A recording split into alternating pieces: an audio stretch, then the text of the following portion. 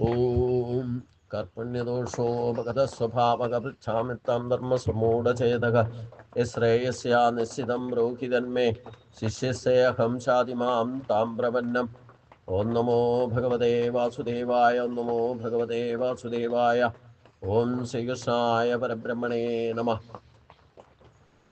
എല്ലാ സജ്ജനങ്ങൾക്കും ഗുരുവായൂരപ്പന്റെ നാമത്തിൽ സാഷ്ടാംഗ പ്രണാമം. ഭഗവത്ഗീതയിലെ ഏറ്റവും പ്രധാനപ്പെട്ട അധ്യായമായ ഭക്തിയോഗമാണ് നമ്മൾ ചിന്തിക്കാൻ തുടങ്ങിയത്. ഇന്നലെ നമ്മൾ 5-ാമത്തെ ശ്ലോകത്തിൽ കണ്ടത് എന്താന്ന് എപ്പോഴും ഏത് കാലത്തും ഓർത്തിരിക്കണം. ക്ലേശോ അധികതരസ്തേഷാം അവ്യക്താസചേതസാം അവ്യക്താഹി ഗതിർ ദുഃഖം ദേഹവിരവ്യാപ്യത. വ്യക്തോപാസന അവ്യക്തോപാസനയെ പറ്റി പറഞ്ഞു. ആ വ്യക്തോപാസന എന്ന് പറയുന്നത് അവനവന്റെ ശരീരത്തെ ക്ലേശങ്ങളെ അതില്ലാതെയാക്കണം. ഇല്ലെങ്കിൽ ഒരു ഈശ്വര ഭക്തിയും നിങ്ങൾക്ക് സാധ്യമല്ല. അപ്പം അവ്യക്തോപാസനയാണ് ഏറ്റവും ശ്രേഷ്ഠം എന്ന് പറഞ്ഞു. ആ അവ്യക്തോപാസനയിലേക്ക് എത്തണം എന്നുണ്ടെങ്കിൽ വ്യക്തോപാസനയിലൂടെ അല്ലാതെ ഒരു കാരണവശാലും അവ്യക്തോപാസനയിലേക്ക് എത്താൻ സാധ്യമല്ല. അതിനോട് ഇഷ്ടമുള്ള ഉപാധി സ്വീകരിക്കാന്ന് പറഞ്ഞിട്ടുണ്ട്. അതിൽ ആദ്യത്തെ ഉപാധിയാണ് ഈശ്വരന്റെ ഗോഡ് ഗിഫ്റ്റായിട്ട് കിട്ടിയിരിക്കുന്ന ഈ ശരീരം. ശരീരമാധ്യം ഖലു ധർമ്മസാധനം. പക്ഷെ ഏത് കാര്യത്തിനും പ്രത്യേകിച്ചും അവ്യക്ത ഉപാസനയ്ക്ക് വേണ്ടിയിട്ട് ഈ ശരീരത്തെ ഉപയോഗിക്കാൻ ശ്രമിച്ചാൽ അതിന് ശരീരക്ലേശങ്ങൾ വരെ ഉണ്ടാകും. നമുക്ക് പൂർവജന്മാർജിതമായിട്ടുള്ള എല്ലാ കർമ്മങ്ങളുടെ ശുദ്ധീകരണവും നടക്കുന്നത് ശരീരത്തിലൂടെ ആയിരിക്കും. താപത്രയങ്ങളെ കൊണ്ടും ബന്ധനത്രയങ്ങളെ കൊണ്ടും പ്രാരബ്ധത്തെ ഇല്ലാതെയാക്കുന്നത് ഈ ശരീരമാധ്യമത്തിലൂടെ ആയിരിക്കും. അപ്പം അവ്യക്ത ഉപാസനയിലേക്ക് പോകണമെങ്കിൽ വ്യക്തോപാസന ചെയ്യണമെന്ന് പറഞ്ഞു. ആ വ്യക്തോപാസന ഒരു വിഗ്രഹം വെച്ചിട്ട് നിങ്ങൾ പൂജിക്കാൻ തുടങ്ങിയാൽ നിങ്ങളുടെ ശരീരത്തിന് ക്ലേശങ്ങളുണ്ടാവും. ആദ്യത്തെ പരീക്ഷണം അതാണ്. അപ്പൊ പകുതി വഴിയിൽ ചിലപ്പോൾ ഉപേക്ഷിച്ച് പോവുകയും ചെയ്യും. ശരീരമാധ്യം കലു ധർമ്മസാധനം എന്ന് പറയുമ്പോൾ ഈ ശരീരത്തിന് ഇന്ന് ആരും ക്ലേശം സഹിക്കാൻ തയ്യാറല്ല. അല്ലെ, എല്ലാം സ്വിച്ചിട്ടാ കാര്യം നടക്കണമെന്ന് വിചാരിച്ചാൽ നടക്കണം എല്ലാവരും. ഗുരുവായൂരപ്പനെ കാണാൻ പോയാൽ പോലും വന്ന വണ്ടിക്ക് തന്നെ തിരിച്ചു പോകാൻ പറ്റുമെന്ന് ഉദ്ദേശിച്ചുകൊണ്ടാ പോണത്. അല്ലേ, ഗുരുവായൂരപ്പന് ഇപ്പൊ എന്താ എന്നെ കാണാൻ ഇങ്ങോട്ട് വന്നുകൂടെ എന്ന് ചോദിക്കുന്നവരുമുണ്ട്. അല്ലേ, എന്നിട്ട് ഗുരുവായൂരപ്പനെ കാണാൻ പോയിട്ട് നിങ്ങൾ മെനക്കെട്ടിട്ട് കണ്ട് തൊഴാൻ സാധിച്ചില്ലെങ്കിലും നിങ്ങൾ പറയും ചിലപ്പം ഗുരുവായൂരപ്പന് ഇപ്പൊ എന്നെ കാണാൻ ഭാഗ്യം ഉണ്ടായിട്ടുണ്ടാവില്ല. അല്ലേ, നമ്മുടെ കുഴപ്പം കൊണ്ടല്ല, ഗുരുവായൂരപ്പന് ഇപ്പൊ എന്നെ കാണാൻ ഭാഗ്യം ഉണ്ടാവില്ല. അപ്പൊ ആരാ ശ്രേഷ്ഠൻ? ഇങ്ങനെയൊക്കെ അഹങ്കാരം, ബലം, ദർപ്പം, കാമം, ക്രോധം, പരിഗ്രഹം എന്ന് പറയുന്ന സംഗതിയൊക്കെ ഏത് സമയത്തും വരും. അപ്പോൾ ഈ ലക്ഷ്യം തീരുമാനിച്ചിട്ട് അനുഷ്ഠാനങ്ങൾ അനുഷ്ഠിക്കുക എന്ന് പറയുന്നത് അതൊരു യോഗം തന്നെയാണ്. അതും കൃത്യനിഷ്ഠ, ഭക്തി, വിവേചന ശക്തി, ദൃഢനിശ്ചയം, ത്യാഗമനസ്സതി, ഈ പഞ്ചഗുണങ്ങളെ കൊണ്ട് നിത്യനൈമിത്യ കർമ്മങ്ങൾ കൃത്യമായിട്ട് ചെയ്യണം. ഇല്ലെങ്കിൽ ശരീരത്തെ രക്ഷിക്കാൻ സാധ്യമല്ല എന്ന് കർമ്മയോഗത്തിൽ ഭഗവാൻ പറഞ്ഞിട്ടുണ്ട്. പിന്നെന്താ ഗുണം? ഈ ശരീരം ജീർണിച്ചാൽ അത് പോയിട്ട് പുതിയത് കിട്ടുമെന്നും ഭഗവാൻ പറഞ്ഞിട്ടുണ്ട്. അത് ഓട്ടോമാറ്റിക് ആയിട്ട് പ്രകൃതിയാ നമുക്ക് ജാതസ്യ ധ്രുവോ മൃത്യു ധ്രുവം ജന്മ മൃതസ്യത എന്ന് പറഞ്ഞിട്ടുണ്ട്. മരണം ജനനത്തിന്റെ ലക്ഷണമാണ്. ജനനം മരണത്തിന്റെ ആരംഭവുമാണ്. ഈ മരണത്തിന്റെ ആരംഭത്തിലാണ് നമ്മൾ ഓരോ ചുവടും വെച്ചുകൊണ്ടിരിക്കുന്നത്. അതുകൊണ്ട് മരണത്തിലേക്കാണ് പോയിക്കൊണ്ടിരിക്കുന്നത്. മരണത്തിൽ നിന്നാണ് ഓരോ നിമിഷവും നമ്മൾ പാസ്സായിക്കൊണ്ടിരിക്കുന്നത്. അപ്പൊ അതുകൊണ്ട് ഈ ഇടയ്ക്ക് ഒരൊറ്റ നിമിഷമുള്ളൂ. നമ്മളിപ്പോൾ മരിക്കാതിരിക്കുന്നുണ്ടെങ്കിൽ അടുത്ത നിമിഷം കിട്ടിയാൽ അത് ബോണസാണ്. അപ്പൊ അതുകൊണ്ട് ഈ നിമിഷം ഇവിടെ വെച്ച് ഈ ശരീരത്തോടു കൂടി തന്നെ ഈശ്വരനെ സാക്ഷാത്കരിച്ചു കൊള്ളണം. ഇന്നലെ നമുക്ക് ഇത് കഴിഞ്ഞ നിമിഷം സാധിച്ചിട്ടില്ല. അതുകൊണ്ടാണല്ലോ എപ്പോഴും ഇതേപ്പറ്റി അറിയാനിരിക്കുന്നത്. അല്ലേ, ഇനി അടുത്ത നിമിഷവും സാധിച്ചുള്ള നിർബന്ധമൊന്നുമില്ല. പിന്നെ എന്താ, ഭഗവാൻ ഒരു ഗിഫ്റ്റ് ആയിട്ട് നമുക്ക് തന്നുകൊണ്ടേയിരിക്കുന്ന പുനർവസു എന്ന സഹസ്രനാമത്തിൽ വരിക. ഒരു ശരീരത്തിൽ നിന്ന് മറ്റൊരു ശരീരത്തിലേക്ക് പുനർവസിക്കുന്നത് ഗുരുവായൂരപ്പൻ തന്നെയാണ്. ജീവനായിട്ട് ജീവചൈതന്യം നമുക്ക് ഏത് ശരീരം കിട്ടിയാലും ഈ ശരീരം വിട്ടാൽ അടുത്ത ശരീരത്തിലേക്ക് പ്രവേശിക്കും. ജാതസ്യ ധ്രുവോ മൃത്യു ധ്രുവം ജന്മ മൃതസ്യ തസ്മാത് അപരിഹാരാർത്ഥേനത്വം ചോദിതമർഹസി എന്ന് ഭഗവാൻ പറഞ്ഞിട്ടുണ്ട്. ഇവിടെയൊക്കെ ശരീരമാണ് മാധ്യമെന്ന് ഓർത്തിരുന്നോളണം. എത്ര പറഞ്ഞാലും തീരാത്ത ഒരു ശ്ലോകമാണ്. ഈ ക്ലേശവും അധികതരസ്തേഷാം അവ്യക്താസചേതസാം അവ്യക്താകിതർ ദുഃഖം ദേഹപരി അഭിരവ്യാപ്തത എന്ന് പറയുന്നു. അപ്പൊ ഈശ്വര സാക്ഷാത്കാരത്തിനുള്ള ഒരേ ഒരു മാധ്യമം ഈ ശരീരം മാത്രമാണ്. അത് കൃത്യമായിട്ട് ലഭിക്കണമെന്നുണ്ടെങ്കിൽ കർമ്മണോഹ്യവി ബോധവ്യം ബോധവ്യം ച വികർമ്മണാക കർമ്മണച്ച ബോധവ്യം ഗഹനാ കർമ്മണോ ഗതി. ഈ നിമിഷം ചെയ്യേണ്ടത് ചെയ്യണം, ഈ നിമിഷം ചെയ്യാൻ പാടില്ലാത്തത് ചെയ്യരുത്. ചെയ്യാണ്ടത് ചെയ്യാതിരിക്കുകയും ചെയ്യാൻ പാടില്ലാത്തത് ചെയ്യുകയും ചെയ്താൽ അത് ശരീരക്ലേശം ഉണ്ടാക്കും. ഈ ജന്മത്തിൽ നമ്മൾ അനുഭവിക്കുന്നുണ്ടെങ്കിൽ ശരീരക്ലേശം താപത്രയങ്ങളോ ബന്ധനത്രയങ്ങളെ കൊണ്ടോ അനുഭവിക്കുന്നുണ്ടെങ്കിൽ ഇത് പൂർവജന്മാർജിതമായ കർമ്മഫലമാണ്. ഈ ജന്മം ചെയ്യേണ്ടത് ചെയ്യാതിരുന്നാൽ, ചെയ്യേണ്ടത് ചെയ്യാതിരിക്കുകയും ചെയ്യാൻ പാടില്ലാത്തത് ചെയ്യുകയും ചെയ്താൽ അടുത്ത ജന്മത്തിനും ശരീരത്തിന്റെ ക്ലേശം തീരില്ല. അതാണ് അപരിഹാരാർത്ഥം. ഒരു ജ്യോത്സ്യനെ കണ്ടിട്ടും പരിഹാരമില്ല. ജ്യോത്സ്യത്തിൽ പരിഹാരമില്ല. നിങ്ങൾ ചെയ്തു വച്ചിരിക്കുന്ന കർമ്മത്തിന്റെ ഫലം സ്വയം അനുഭവിച്ചേ മതിയാകൂ. പിന്നെ എന്തിനാ പരിഹാരം അന്വേഷിക്കണേ? പരിഹാരം എഴുതി കൊടുക്കണേ എന്തിനാ? തൽക്കാലം ഒരു സമാധാനം, ബി പോസിറ്റീവ് എന്നുള്ള അവസ്ഥയിലേക്ക് നല്ലതായിട്ട് കാണണ്ടേ നമ്മള്. അപ്പോഴീ ക്ലേശങ്ങളില്ലാതെ ഒന്നും വരില്ല. ഭഗവാൻ പറഞ്ഞിട്ടുണ്ടല്ലോ, 5-ാം അധ്യായത്തിൽ പറഞ്ഞ ആ ശ്ലോകം ഓർത്തിരുന്നോളാം. നാദത്തെ കശ്ചതി പാപം നൈ ചൈവ സുഹൃതം വിധോ അജ്ഞാനേന ആവൃതം ജ്ഞാനം തേന മുഖ്യന്തി ജന്തവ എന്ന് പറഞ്ഞിട്ടുണ്ട്. ഒരു ജന്തുവിന്റെയും പുണ്യകർമ്മങ്ങളുടെ ഫലമോ പാപമോ ഞാൻ ഏറ്റെടുക്കില്ല. നമ്മളെല്ലാം കൂടെ കൂട്ടി ഒഴിഞ്ഞു കൊണ്ടുവന്ന് വയ്ക്കും. ഭഗവാൻ ഏറ്റെടുക്കില്ല. ദേവസ്വം ബോർഡോ അമ്പലത്തിന്റെ ആൾക്കാരെ എടുത്തോണ്ട് പോണത്, അല്ലാതെ ഭഗവാനൊന്നും എടുത്തോണ്ട് പോകില്ല. ഞാൻ ആരുടെയും പാപവും ഏറ്റെടുക്കില്ല, ഞാൻ ആരുടെ പുണ്യവും സ്വീകരിക്കില്ല. ഇത് രണ്ടും അനുഭവിക്കേണ്ട ആരാ? പുണ്യം ചെയ്താൽ അതിന്റെ ഫലം നിങ്ങൾ സുഖമായിട്ട് അനുഭവിച്ചോളൂ, പാപം ചെയ്താൽ അതിന്റെ ദുരിതം അനുഭവിക്കണം. അതിനൊക്കെ ഈ ശരീരം മാധ്യമമാണെന്ന് മനസ്സിലാക്കിക്കൊള്ളണം. അതുകൊണ്ട് ലക്ഷ്യം തീരുമാനിക്കുക. ഈശ്വരനെ മനുഷ്യജന്മത്തിലൂടെ മാത്രമേ ഈശ്വര സാക്ഷാത്കാരം സാധിക്കൂ, വേറൊരു ഉപാധിയുമില്ല. ആ ലക്ഷ്യം തീരുമാനിച്ചാൽ അതിനുള്ള അനുഷ്ഠാനങ്ങൾ, അതിനുള്ള കർമ്മയോഗം കൃത്യമായിട്ട് ചെയ്യണം. കർമ്മം കൊണ്ടല്ലാതെ കർമ്മശുദ്ധീകരണം നടക്കില്ല. എന്നാൽ എല്ലാ കർമ്മങ്ങളും ദോഷലിപ്തമാണ് താനും. ഇതെങ്ങനെ രണ്ടും വിചിത്ര വൈരുദ്ധ്യമായിട്ട് പറയണത് എന്താന്ന് നിങ്ങൾക്ക് തോന്നും അല്ലെ? കർമ്മം കൊണ്ടല്ലാതെ കർമ്മശുദ്ധി വരില്ല, എല്ലാ കർമ്മങ്ങളും ദോഷലിപ്തമാണ് താനും. അപ്പൊ പിന്നെ എങ്ങനെ കർമ്മം ചെയ്യാ? എന്നാ ഭഗവാൻ ഒരു ന്യായവും കൂടെ പറഞ്ഞിട്ടുണ്ട്. നഹി കച്ചിക്ഷണം അഭിജാത ദൃഷ്ടത്തെ കർമ്മകൾ. ജനിച്ചാൽ മരണം വരെ അനങ്ങാതിരിക്കരുത്. അനങ്ങാതിരുന്നാൽ നിന്റെ ശരീരം പോലും രക്ഷിക്കാൻ നിനക്ക് ബുദ്ധിമുട്ടായിട്ട്. ആ ഓരോ നിമിഷവും കർമ്മണോഹി ബോധവ്യം ബോധവ്യം. എന്താ ഓരോ നിമിഷവും വേസ്റ്റാക്കി കളയരുത്. നമ്മളിപ്പോൾ സാധാരണഗതിയിൽ മിഥ്യാചാരം എന്ന് പറയുന്നത് ഏറ്റവും വലിയ മിഥ്യാചാരം, ഏറ്റവും വലിയ പാപം എന്താണെന്നും കർമ്മയോഗത്തിൽ ഭഗവാൻ പറഞ്ഞിട്ടുണ്ട്. നമ്മൾ ഈ നിമിഷം ഇവിടെ ഇരിക്കുമ്പം കഴിഞ്ഞു പോയ നിമിഷത്തെ പറ്റി ആലോചിച്ചുകൊണ്ടിരുന്നാൽ ഈ നിമിഷം നഷ്ടപ്പെടും. അടുത്ത നിമിഷത്തെ പറ്റി ആലോചിച്ചുകൊണ്ടിരുന്നാൽ ഈ നിമിഷം നഷ്ടപ്പെടും. വർത്തമാന കാലത്തിൽ വർത്തിക്കുന്ന ഒരേ ഒരു ശക്തി ഈശ്വരൻ മാത്രമേ ഉള്ളൂ. വിശേഷ ബുദ്ധിയുള്ള മനുഷ്യനും ഒരു കാരണവശാലും പ്രസന്റ് കണ്ടീഷനിൽ ജീവിക്കില്ല അല്ലെ? ഇപ്പൊ 2 ദിവസം മുമ്പ് ഒരു പ്രവചനത്തിന്റെ പിന്നാലെ മീഡിയ മുഴുവൻ എല്ലാവരെയും ഭയപ്പെടുത്തി അല്ലേ? വരാൻ പോകുന്ന കാര്യത്തെ കുറിച്ച് പരിഹാരമില്ലാത്ത വിഷയത്തെ പറ്റി ആലോചിച്ചിട്ട് എന്താ കാര്യം? എന്നിട്ട് ആ രാജ്യത്തിന് 3000 കോടിയാണ് നഷ്ടപ്പെട്ടത്.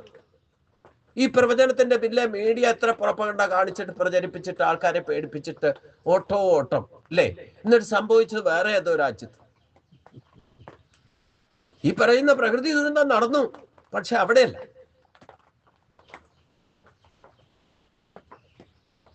ഇതാണ് മിഥ്യാചാരം എന്ന് പറയുന്നത്. ഭൗതികമായ അറിവ് നേടിക്കൊണ്ടായില്ല, ഈ നിമിഷം എന്ത് ചെയ്യണമെന്ന് ചിന്തോ. അടുത്ത നിമിഷം ഭൂമി കുലുങ്ങിയിട്ടോ നമ്മൾ പോയോ നമ്മുടെ തലയിൽ എന്താ വീഴുന്നത് നമുക്ക് പറയാൻ പറ്റുമോ? ഈ നിമിഷം ചെയ്യാനുള്ള അടുത്ത നിമിഷം ജീവിച്ചിരുന്നാലേ ഉള്ളൂ. സംഭവിക്കാത്ത കാര്യത്തിൽ അതാണല്ലോ ഭഗവാൻ ആദ്യം ഗീതോപദേശം തുടങ്ങുമ്പോൾ തന്നെ അർജുനോട് അശോച്യാൻ അന്വശോധത്വം പ്രജ്ഞ വാദാംശ ഭാഷത്തെ. ആവശ്യമില്ലാത്ത സമയത്ത് ആവശ്യമില്ലാത്തവരെ കുറിച്ച് സംഭവിക്കാത്ത കാര്യത്തെ കുറിച്ച് ആലോചിച്ച് ദുഃഖിക്കേണ്ട എന്തിനാ?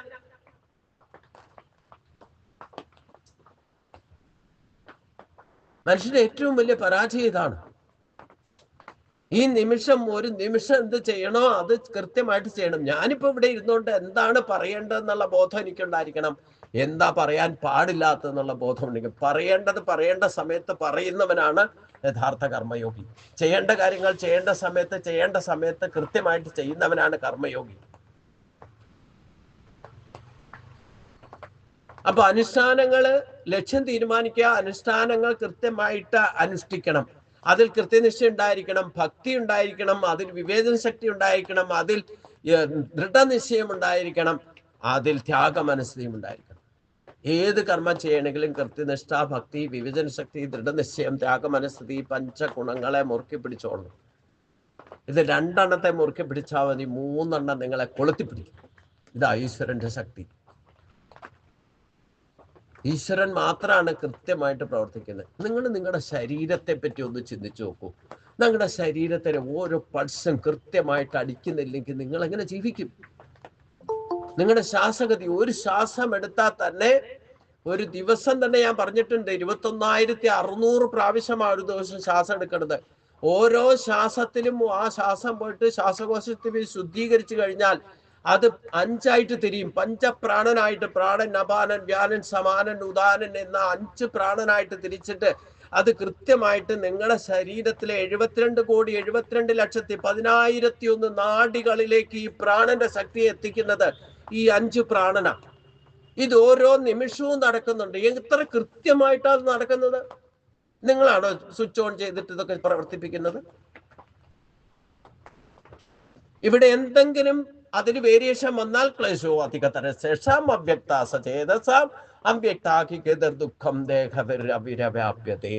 നിങ്ങളുടെ ശരീരത്തിന് അതുകൊണ്ട് ക്ലേശം ഉണ്ടാകും. നിങ്ങളുടെ കണ്ണിന്റെ ധർമ്മം, ചെവിയുടെ ധർമ്മം, ഓരോ പൾസും, ഹൃദയത്തിന്റെ ധർമ്മം, രക്തചംക്രമണം, എത്ര കൃത്യമായിട്ട് സിസ്റ്റമാറ്റിക് ആയിട്ട് ഈ ധർമ്മക്ഷേത്രമാകുന്ന ശരീരത്തെ പ്രകൃതി നിങ്ങളുടെ ശരീരത്തെ പ്രവർത്തിപ്പിക്കുന്ന സർവ പ്രകൃതി ചൈഗുണൈ. നമ്മൾ ബോധത്തോടെ ചെയ്യുന്ന കാര്യങ്ങളൊന്നും എന്താ കൃത്യനിഷ്ഠയില്ലാത്തത്? നിങ്ങളുടെ താളം തെറ്റിക്കുന്നത് മുഴുവൻ അതാണ് പ്രശ്നം. ഉണ്ടാകുന്ന ശാരീര ക്ലേശങ്ങൾക്ക് മുഴുവൻ കാരണം നിങ്ങൾക്ക് കൃത്യനിഷ്ഠയില്ല, അല്ലേ? നിങ്ങൾക്ക് അതിൽ ഭക്തിയില്ല. ഭക്തി എന്ന് പറയുമ്പോൾ തന്നെ ഈശ്വരഭജനത്തിനാ ഭക്തി എന്ന് പറയാം, അല്ലേ? അല്ല, വ്യക്തിപരമായിട്ട് നിങ്ങൾക്ക് കിട്ടിയിരിക്കുന്ന ശരീരത്തെ ആദരിക്കാനും ബഹുമാനിക്കാനും ശുശ്രൂഷിക്കാനും പരിരക്ഷിക്കാനും അതിനെ ഉപാസിക്കാനും കൃത്യനിഷ്ഠയും ഭക്തിയും വിവേചന ശക്തിയും ദൃഢനിശ്ചയവും ത്യാഗമനസ്സും ഉണ്ടായിരിക്കണം.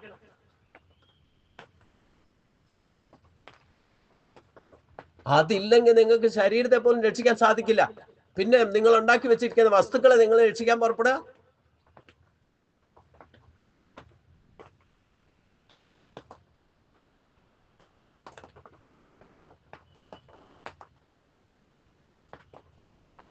ഒരു സത്യം മനസ്സിലാക്കിക്കൊള്ളാം. നിങ്ങൾ ഈശ്വരകാര്യം ചെയ്യുമ്പോഴോ ഭൗതിക കാര്യം ചെയ്യുമ്പോഴോ ഈ ജന്മത്തിൽ നിങ്ങൾക്ക് താപത്രയങ്ങളും ബന്ധനത്രയങ്ങളെ കൊണ്ട് ശരീരത്തിന്റെ ക്ലേശം പ്രാരാബ്ധമായിട്ട് ഈ ജന്മത്തിൽ നിങ്ങൾക്ക് മനസ്സിനോ ശരീരത്തിനോ അസുഖം വന്നിട്ടോ മനസ്സിന്റെ ചഞ്ചലാവസ്ഥയോ ടെൻഷനോ ഉണ്ടാകുന്നുണ്ടെങ്കിൽ ഭൗതികമായിട്ടുള്ള ബന്ധങ്ങളിൽ നിന്നും നിങ്ങൾക്കുണ്ടാകുന്ന പരിക്കുകളോ ഇല്ലെങ്കിൽ അതിൽ നിന്നുണ്ടാകുന്ന കൺസിക്വൻസീസോ നിങ്ങൾ പ്രാരാബ്ധമായിട്ട് ദുഃഖമായിട്ട് അനുഭവിക്കുന്നുണ്ടെങ്കിൽ ഇതെല്ലാം പൂർവജന്മാർജിതമാണ്. ഈ ജന്മത്തിലെ കർമ്മഫലമല്ല. അത് അടുത്ത ജന്മത്തിലേക്ക് ക്യാരി ഫോർവേഡ് ചെയ്യാൻ ഇടവരുത്താതിരിക്കണമെങ്കിൽ കൃത്യനിഷ്ഠയും ഭക്തിയും വിവേചന ശക്തിയും ഇപ്പോൾ തന്നെ ഈ ശരീരത്തോടു തന്നെ ഇരിക്കുമ്പോൾ തന്നെ കർമ്മശുദ്ധി വരുത്താൻ ഈ പ്രാരാബ്ധങ്ങൾ തീർക്കുകയും വേണം. പുതിയ പ്രാരാബ്ധങ്ങൾ ഉണ്ടാക്കി വെക്കുകയും ചെയ്യരുത്. നിവർത്തി മാർഗത്തിൽ പ്രവർത്തിക്കണം, പ്രവൃത്തി മാർഗത്തിൽ പ്രവർത്തിക്കരുത്. ഇല്ലെങ്കിൽ അടുത്ത ജന്മത്തിലേക്കും പിന്നെയും നമുക്ക് ശരീരപ്രാപ്തി. ഭഗവാൻ ഇത്രയും കാരുണ്യം ഉള്ളതുകൊണ്ടേ നമ്മളിപ്പോ ഈ ജന്മത്തിൽ എന്തൊക്കെ ചെയ്തു കൂട്ടിയാലും ഈ ശരീരം ഉപേക്ഷിച്ചാൽ പുതിയ ശരീരം കിട്ടും. ജാതസ്യ ഹി ധ്രുവോ മൃത്യു ധ്രുവം ജന്മ മൃതസ്യ തസ്മാത് അപിരിഹാരാർത്ഥേ. ഭഗവാനിലേക്ക് എത്തുന്നത് വരെ നിങ്ങൾ ഇച്ഛിക്കുന്ന വിധത്തിൽ ഈ ശരീരത്തിന്റെ പ്രയാണം, ജനനവും മരണവും ഇങ്ങനെ നടന്നുകൊണ്ടേയിരിക്കും. ഇത് പ്രകൃതിയുടെ ഗുണങ്ങളെ കൊണ്ടുണ്ട്. നിങ്ങൾ എന്ന് വരെ ഈശ്വരനിൽ വന്നു ഈശ്വരനിലേക്ക് തിരിച്ചെത്തുന്നത് വരെ ഒരു പ്രോസസ്സാണ്. എല്ലാ ശരീരങ്ങളും എല്ലാ ജീവനും എന്നിൽ നിന്നാണ് ഉണ്ടായിരിക്കുന്നത്, എന്നിലേക്ക് ആത്യന്തികമായിട്ട് ആകർഷിച്ചു കൊണ്ടിരിക്കുന്നു പറയും. ഭഗവാൻ തന്നെ പറഞ്ഞിട്ടുണ്ട്. അപ്പൊ എത്രയെത്ര ജന്മങ്ങളായി നമ്മൾ ആയുസ് കണക്കാക്കുന്ന ഈ ജന്മത്തിലാ. ഞാനിപ്പോ 542 വർഷമായിട്ട് ജീവിച്ചിരിക്കുന്ന ആളാന്ന് പറഞ്ഞ് നിങ്ങൾക്ക് വിശ്വസിക്കാൻ പറ്റുമോ? ഇതിനിടയ്ക്ക് എത്രയെത്ര ശരീരം വന്നു പോയിരിക്കണം.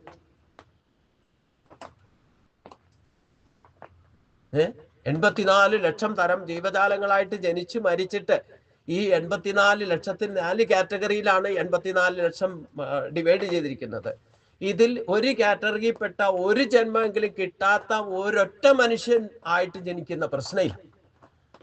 അപ്പൊ 84 ലക്ഷം തരം കാറ്റഗറിയിലൂടെ കടന്നു വന്ന ഒരു ജീവാത്മാവ് ദൈവിക സമ്പത്തും ആസുരി സമ്പത്തും തുലനാവസ്ഥയിൽ നിൽക്കുന്ന ജീവാത്മാവിനാണ് ഈ മനുഷ്യ ശരീരം കിട്ടുന്നത്. ആ മനുഷ്യ ശരീരം കിട്ടിയാൽ തന്നെ ആ മനുഷ്യ ശരീരത്തിലൂടെ മാത്രമേ ഈശ്വരിലേക്ക് എത്താൻ സാധിക്കൂ. ആ മനുഷ്യ ശരീരത്തെ ക്ലേശങ്ങളിൽ പെടുത്തരുത്. പൂർവ്വജന്മാർജിതമായിട്ടുള്ള അത് എന്തുകൊണ്ടാണ് ക്ലേശങ്ങളിൽ പെടാൻ കാരണം എന്താ? നമുക്ക് ദൈവിക സമ്പത്തും തന്നിട്ട് ആസുരി സമ്പത്തും തന്നിട്ട് ഈ ശരീരം പോലും ആസുരി സമ്പത്താണ്. അപ്പം ആസുരി സമ്പത്തിനെ രക്ഷിക്കണമെങ്കിൽ ദൈവിക സമ്പത്തിനെ ആശ്രയിക്കണം. മുഖ്യമായിട്ടും നമ്മള് ആസുരി സമ്പത്തായിരിക്കുന്ന ശരീരത്തെ പോലും രക്ഷിക്കണമെങ്കിൽ ദൈവിക സമ്പത്തിനെ ആശ്രയിക്കാതെ അതിൻ്റെ ഗുണങ്ങളെ ഉപയോഗിക്കാതിരുന്നാൽ വേണ്ട വിധത്തിൽ ഉപയോഗിക്കുകയും വേണം. അതിനെ ഒരു കാരണവശാലും ദുർവിനിയോഗം ചെയ്യാനും പാടില്ല. അഥവാ ഉപയോഗിക്കാതിരിക്കുകയോ അതിനെ ദുർവിനിയോഗം ചെയ്യുകയോ ചെയ്താൽ അതിൽ നിന്നുണ്ടാകുന്ന ആദ്യത്തെ പരിണത ഫലം ശരീരക്ലേശായിരിക്കും.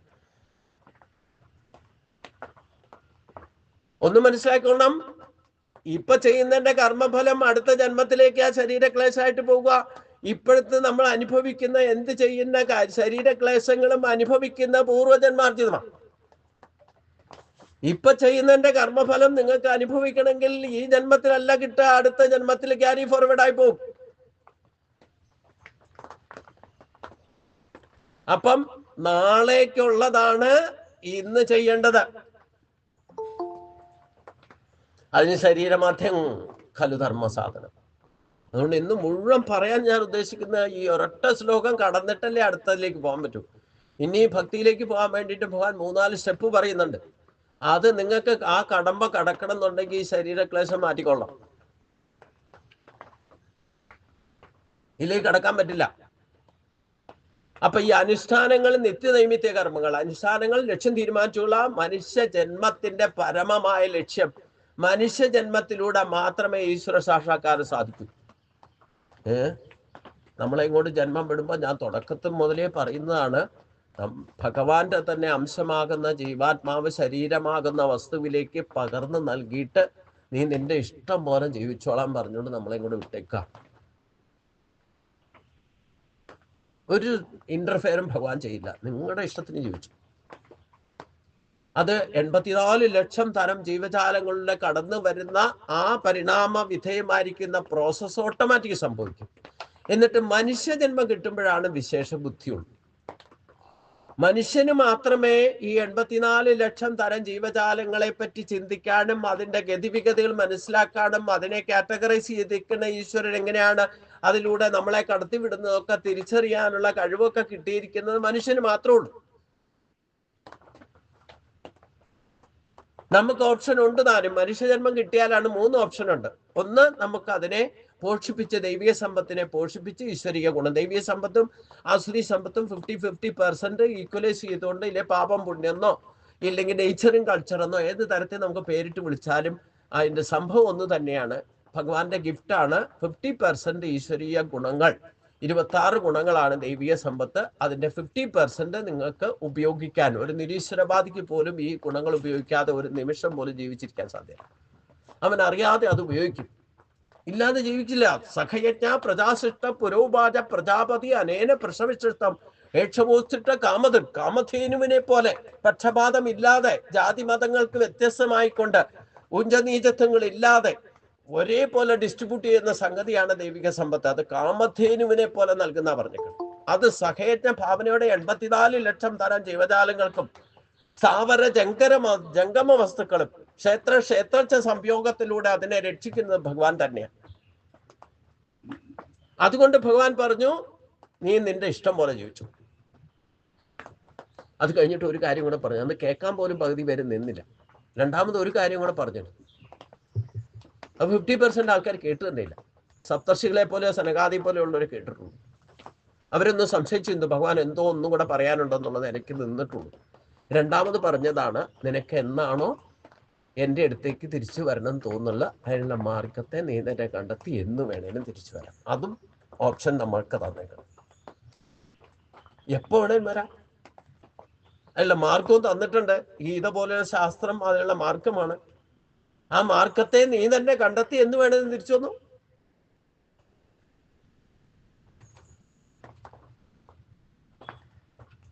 അത് മനുഷ്യജന്മത്തിലൂടെ സാധിക്കൂ.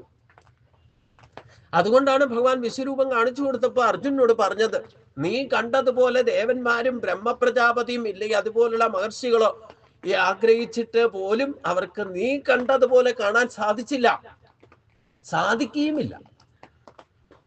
അതിനു വേണ്ടിയിട്ട് നീ വേദാധ്യയനം ചെയ്യോ, ദാനകർമ്മങ്ങൾ ചെയ്യോ, എന്ത് പൂജാതി കർമ്മങ്ങൾ ചെയ്യോ, ഇതുകൊണ്ടൊന്നും സാധ്യവുമല്ല എന്ന് പറഞ്ഞു.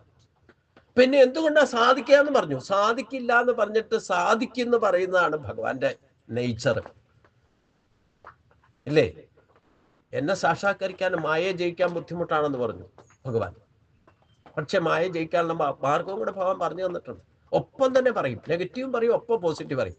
നമ്മുടെ സ്വഭാവം എന്താ? കേരളത്തിലുള്ളവർ പ്രത്യേകിച്ച് അത് ചെയ്യരുത്, ഇത് ചെയ്യരുത്, അങ്ങോട്ട് പോകരുത്, ഇങ്ങോട്ട് പോകരുത്, അത് തുടരുത്, ഇത് തുടരുതെന്ന് പറയും. എന്നാ പിന്നെ എന്താ ചെയ്യാവുന്നതെന്ന് പറഞ്ഞു കൊടുക്കുമോ? പറഞ്ഞു കൊടുക്കില്ല. പറഞ്ഞു കൊടുക്കാൻ അറിയണ്ടേ? അതും അറിയില്ല.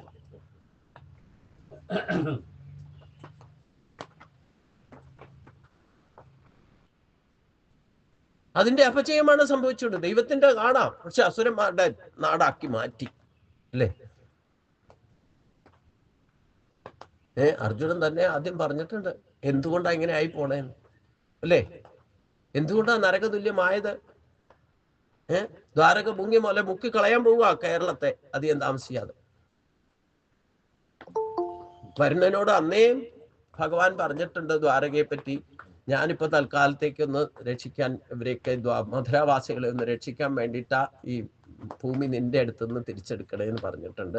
ഇത് ഞാൻ ഇവിടുന്ന് പോയാൽ തിരിച്ചെടുത്തോളം വരുണനോട് പറഞ്ഞിട്ടില്ല. അതുപോലെ പരശുരാമനും ഒരു വാഗ്ദാനം വരുണന് കൊടുത്തിട്ടുണ്ട്. മനസ്സിലായില്ലേ? ഈ കേരള ഭൂമിയെ രക്ഷിക്കാൻ വേണ്ടിയിട്ട് ദൈവത്തിന് ദൈവിക നാടായിട്ട് നിലനിർത്തിക്കോളാം എന്നുള്ള കണ്ടീഷനാണ് എടുത്തേക്കണം. അതിനാണ് ദേവസ്വം ബ്രഹ്മസ്വമായിട്ട് തിരിച്ചിട്ട് അത് ബ്രാഹ്മണരെ ഏൽപ്പിച്ചത്. അത് ധർമ്മം പാലിക്കാതിരുന്നാൽ എന്താ ഉണ്ടാവുക? ഇത് യഥാർത്ഥത്തിൽ രക്ഷിക്കാൻ സാധിച്ച തിരിച്ചിടത്തോളം പറഞ്ഞിട്ടുണ്ട്. ആരോട്? വരുണനോട്. ഇത് ഇത്തരത്തിൽ നമ്മൾ പോയാൽ വലിയ താമസമൊന്നും ഇല്ലാതെ വരുണൻ എടുത്തോളും തിരിച്ച്. അപ്പം ഈ മനുഷ്യ ജന്മത്തില് നമുക്ക് ഓപ്ഷൻ ഉണ്ടെന്ന് പറഞ്ഞു. ഒന്ന്, ഈശ്വരൻ പറഞ്ഞു തന്നിട്ടുള്ള സഹയജ്ഞ ഭാവനയോടെ ഏത് ഭാവത്തിലാണോ ഈശ്വരൻ നമ്മളെ പരിപാലിച്ചുകൊണ്ടിരിക്കുന്ന അതേ ഭാവത്തിൽ, അവിടെ യാതൊരു ഭാവവ്യത്യാസവും ഉണ്ടാക്കാൻ ഭഗവാൻ പറഞ്ഞിട്ടില്ല. ദേവാൻ ഭാവ യഥാനേനതേ ദേവ ഭാവയന്തുവാക പരസ്പരം ഭാവയന്തക ശ്രേയ പരമവാപ്സ്യത എന്ന് പറഞ്ഞു. ഏതേത് ഭാവത്തിലാണോ ഞാൻ നിങ്ങളെ സൃഷ്ടിച്ച് കാമധേനുവിനെ പോലെ നിങ്ങൾക്ക് വേണ്ടുന്നതെല്ലാം തന്നുകൊണ്ട് പരിപാലിക്കുന്നത്, അതേ ഭാവത്തെ നിങ്ങളിലുള്ള ദൈവിക ഭാവത്തെ നിങ്ങൾ പോഷിപ്പിക്കൂ. വിശ്വരൂപം കാണിച്ചു തന്നപ്പോ ഭഗവാൻ ആരാന്ന് പറഞ്ഞു? കാലമാണെന്ന് പറഞ്ഞു. അത് കഴിഞ്ഞിട്ട് അർജുനന്റെ ബോധമുണ്ടായി ആരാണെന്ന്. ഭഗവാൻ ആരാണെന്ന് ചോദിച്ചു അർജുനൻ. എന്നിട്ട് ആരാണെന്ന് 3 ശ്ലോകത്തിലൂടെ പറഞ്ഞു. വിശ്വരൂപ ദർശനത്തിലെ ഏറ്റവും പ്രധാനപ്പെട്ട 11 ശ്ലോകങ്ങളും 3 ശ്ലോകങ്ങൾ ഭഗവാൻ ആരാണെന്ന് പറയുന്നതും എന്ന് ഞാൻ പറഞ്ഞിട്ടുണ്ട്. ആരാണെന്ന് മനസ്സിലായി കഴിഞ്ഞപ്പം ഏത് സ്ഥാനത്താണ് ഭഗവാനെ ഇരുത്തിയേക്കണമെന്ന് അർജുനൻ തന്നെ പറയുന്നുണ്ട്. എൻ്റെ കയ്യില് ഋഷികേശനായിരിക്കുന്ന ഭഗവാൻ ഏത് സ്ഥാനത്തായിരിക്കുന്നതെന്ന് അർജുനൻ തന്നെ പറയുന്നുണ്ട്. സ്ഥാനേ ഹൃഷീകേശ തവ പ്രകൃതിയും. ഋഷികേശൻ എന്ന് പറഞ്ഞ ആരാ? ഇന്ദ്രിയങ്ങളുടെ ഈശ്വരൻ. ഇന്ദ്രിയങ്ങൾ എന്ന് പറയുന്നത് നമ്മുടെ ശരീരത്തിൽ ഏതൊക്കെ ഇന്ദ്രിയങ്ങളാ? പഞ്ചജാനേന്ദ്രിയങ്ങളും പഞ്ചകർമ്മേന്ദ്രിയങ്ങളും. ഈ ഇന്ദ്രിയങ്ങളുടെ ഈശ്വരൻ ആരാണെന്ന് ഭഗവാൻ പറഞ്ഞു തന്നു. അതെവിടെയാണെന്നുള്ള സ്ഥാനം അർജുനൻ പറയുന്നുണ്ട്. സ്ഥാനേ ഹൃഷികേശ എന്ന് പറഞ്ഞാൽ എന്താ? പഞ്ച ജ്ഞാനേന്ദ്രിയങ്ങളുടെയും പഞ്ചകർമ്മേന്ദ്രിയങ്ങളുടെയും മധ്യത്തിൽ മനസ്സാണ് ഈശ്വരൻ. അതാണ് സ്ഥാനം. ഇന്ദ്രിയങ്ങൾ മനസ്സ് ഞാനാകുന്ന എന്ന് 10ാം അധ്യായത്തിൽ ഭഗവാൻ പറയുന്നുണ്ട് അല്ലേ? അപ്പൊ സ്ഥാനം ഏതാന്ന് മനസ്സിലായില്ലേ? അപ്പൊ മനസ്സാണ് ഈശ്വരൻ. ഈ മനസ്സുകൊണ്ട് ഈശ്വരഭാവത്തിൽ, അതായത് ദേവാൻ ഭാവ യഥാനേനതേ ഭാവ, മനസ്സിലാണ് ഭാവം വരിക. ഏത് ഈശ്വരനെ നിങ്ങൾ ഇഷ്ടദേവതയെ ഭജിച്ചാലും ഏത് ഭാവത്തിലാണോ നിങ്ങൾ ഭജിക്കുന്നത്, ഉപാസിക്കുന്നത്, ആ ഭാവം നിങ്ങൾക്ക് അനുഭവത്തിൽ വരുന്നത് മനസ്സിലൂടെയാണ്. ആ മനസ്സിന്റെ ഭാവം ദേവഭാവത്തെ പോഷിപ്പിക്കുന്നതായാൽ നിങ്ങൾ ദേവനായിട്ട് മാറും. എന്ന് മാത്രമല്ല, ഏത് ദേവഭാവത്തിലാണോ നിങ്ങൾ ഉപാസിക്കുന്നത്, ആ ദേവൻ നിങ്ങൾക്ക് കാരകനായി നിന്നുകൊണ്ട് നിങ്ങളുടെ ഇഷ്ടഭോഗങ്ങളെ കാമധേനുവിനെ പോലെ നൽകും.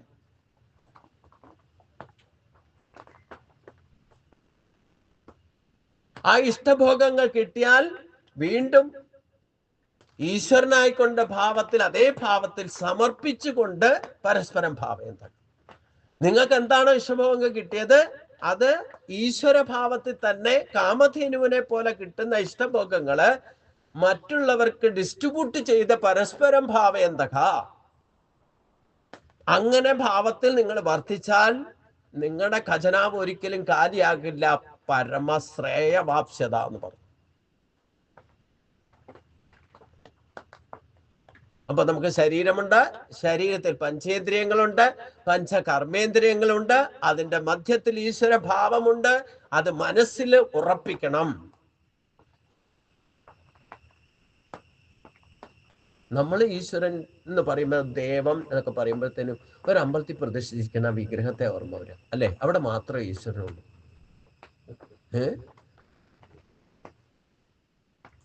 ഈ വികല്പത്തിൽ നിങ്ങൾ കണ്ടാൽ, രണ്ടായിട്ട് കണ്ടോ, ഒരിക്കലും ഈശ്വര സാക്ഷാത്കാരം സാധ്യമല്ല. രണ്ടായിട്ട് കണ്ടാൽ രണ്ടായിട്ട് തന്നെ നിൽക്കും. ദേവാൻ ഭാവ യഥാൻ ഏനതേ ദേവ എന്ന് പറഞ്ഞാൽ നിങ്ങളുടെ എല്ലാ ഇന്ദ്രിയ ശക്തികളും പ്രവർത്തിക്കുന്ന ഈശ്വരന്റെ ശക്തി കൊണ്ടാ. ഭൂമിരാപോ അനലോ വായു ഖം മനോബുദ്ധിരേവച എന്ന് ഭഗവാൻ പറഞ്ഞു അല്ലേ? പഞ്ചഭൂതങ്ങളുടെ തന്മാത്രകളും മനസ്സും ബുദ്ധിയും അഹങ്കാരവും ചേർത്തിട്ടാണ് നിങ്ങളുടെ ശരീരവും ശരീരത്തിലെ പരാശക്തിയാകുന്ന ജീവനെയും ചേർത്ത് വച്ചിരിക്കുന്നത്. അതിന്റെ അതേ സങ്കല്പത്തിലാണ് അഷ്ടബന്ധമിട്ട് ഒരു വിഗ്രഹം പ്രതിഷ്ഠിക്കുന്നത്. പഞ്ചഭൂത തത്വങ്ങള് ആകാശം, അഗ്നി, വായു, ജലം, ഭൂമി, അതിൽ അന്ധകരണ ശക്തിയാകുന്ന മനസ്സും ബുദ്ധിയും അഹങ്കാരവും.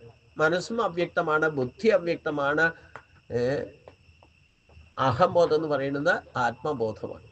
ഞാൻ എന്ന ഭാവത്തെ നമ്മൾ ജനിപ്പിക്കുന്നതെന്തോ അതാണ് അഹംബോധം. അതാണ് അഹങ്കാരമായിട്ട് വരിക. ഈ എട്ടുകൂട്ടം ഇല്ലാത്ത ഒരു നിരീശ്വരവാദി ഉണ്ടോ? ഒരു യുക്തിവാദി ഉണ്ടോ? ഒരു ഭക്തിവാദി ഉണ്ടോ?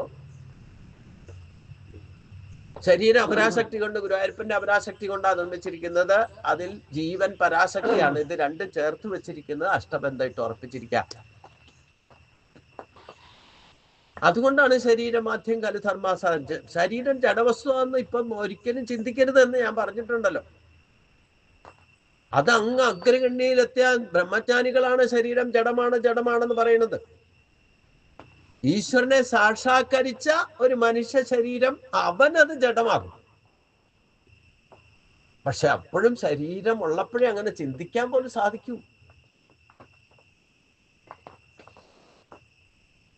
ചെളിക്കുണ്ടിൽ വളരുന്ന താമരപ്പൂ പോലെയാണ് നമ്മളെ മലിനക്കൂമ്പാരമായിരിക്കുന്ന, മാലിന്യക്കൂമ്പമായിരിക്കുന്ന ഈ ശരീരത്തിൽ നാഭിയിൽ നിന്ന് ഉദിച്ചു വന്നിരിക്കുന്ന ആ സസാര പത്മത്തിൽ തന്നെയാണ് ജീവൻ നിൽക്കുന്നത്.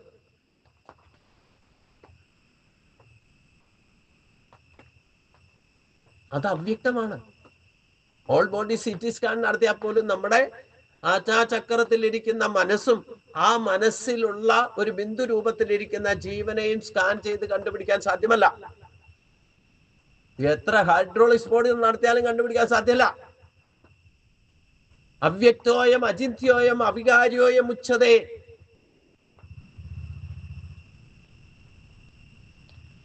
പിന്നെ എങ്ങനെ ഇത് മനസ്സിലാക്കുക? അനുഭവിച്ചറിഞ്ഞോളൂ. എങ്ങും തേടിപ്പോണ്ട, നിങ്ങളുടെ കയ്യിലുണ്ട്. കരതലാമലകം പോലെ കൈക്കകത്തുണ്ട്. അയ്യേ, അതിസുലഭം എന്നാ രമണ മഹർഷി പറഞ്ഞിരിക്കണത്.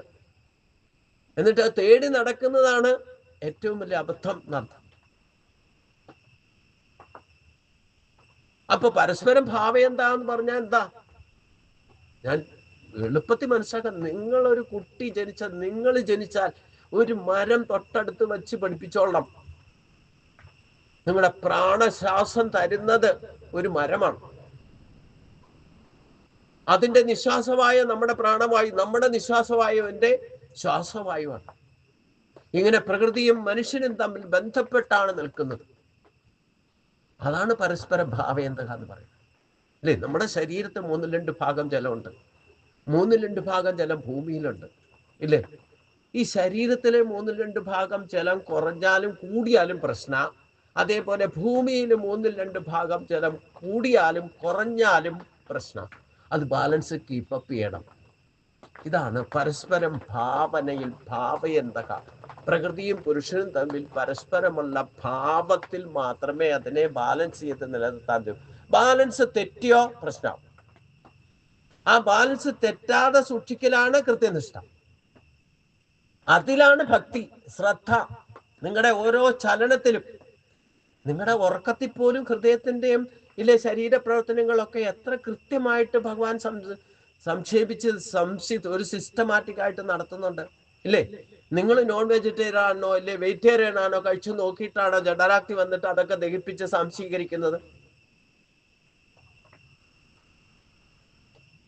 എന്ത് കഴിച്ചാലും, മൂക്കുമുട്ട കഴിച്ചിട്ട് കിടന്നാലും, സുഷുപ്തി കിടന്നുറങ്ങിയാലും ഈ ശരീരത്തിൽ ഇരിക്കുന്ന ആ ജീവനല്ലേ ഈ ജഡരാഗ്നിയായിട്ട് വന്നിട്ട് അതൊക്കെ പ്രവർത്തിക്കുന്ന. അപ്പൊ ശ്വാസം നിലയ്ക്കുന്നുണ്ടോ?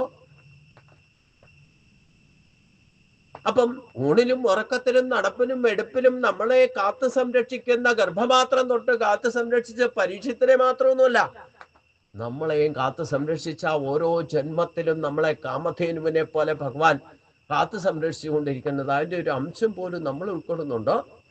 അപ്പൊ നമുക്ക് ഈ മനുഷ്യജന്മം കിട്ടിയിരിക്കുന്നത് അതിനെ ഈശ്വര ഭാവത്തിൽ തന്നെ സംരക്ഷിച്ച് ഉയർത്തിക്കൊണ്ടുവരൂ. എന്നാൽ നിങ്ങൾ ദേവനായിട്ട് പരിണമിക്കും. ഒന്നുമില്ല, അതിനെ നശിപ്പിക്കാതെ തൽസ്ഥിതി നിലനിർത്തും. അപ്പൊ മനുഷ്യജന്മത്തിൽ തന്നെ വീണ്ടും വീണ്ടും ജനിക്കാം. അതും ഒരു അനുഗ്രഹ.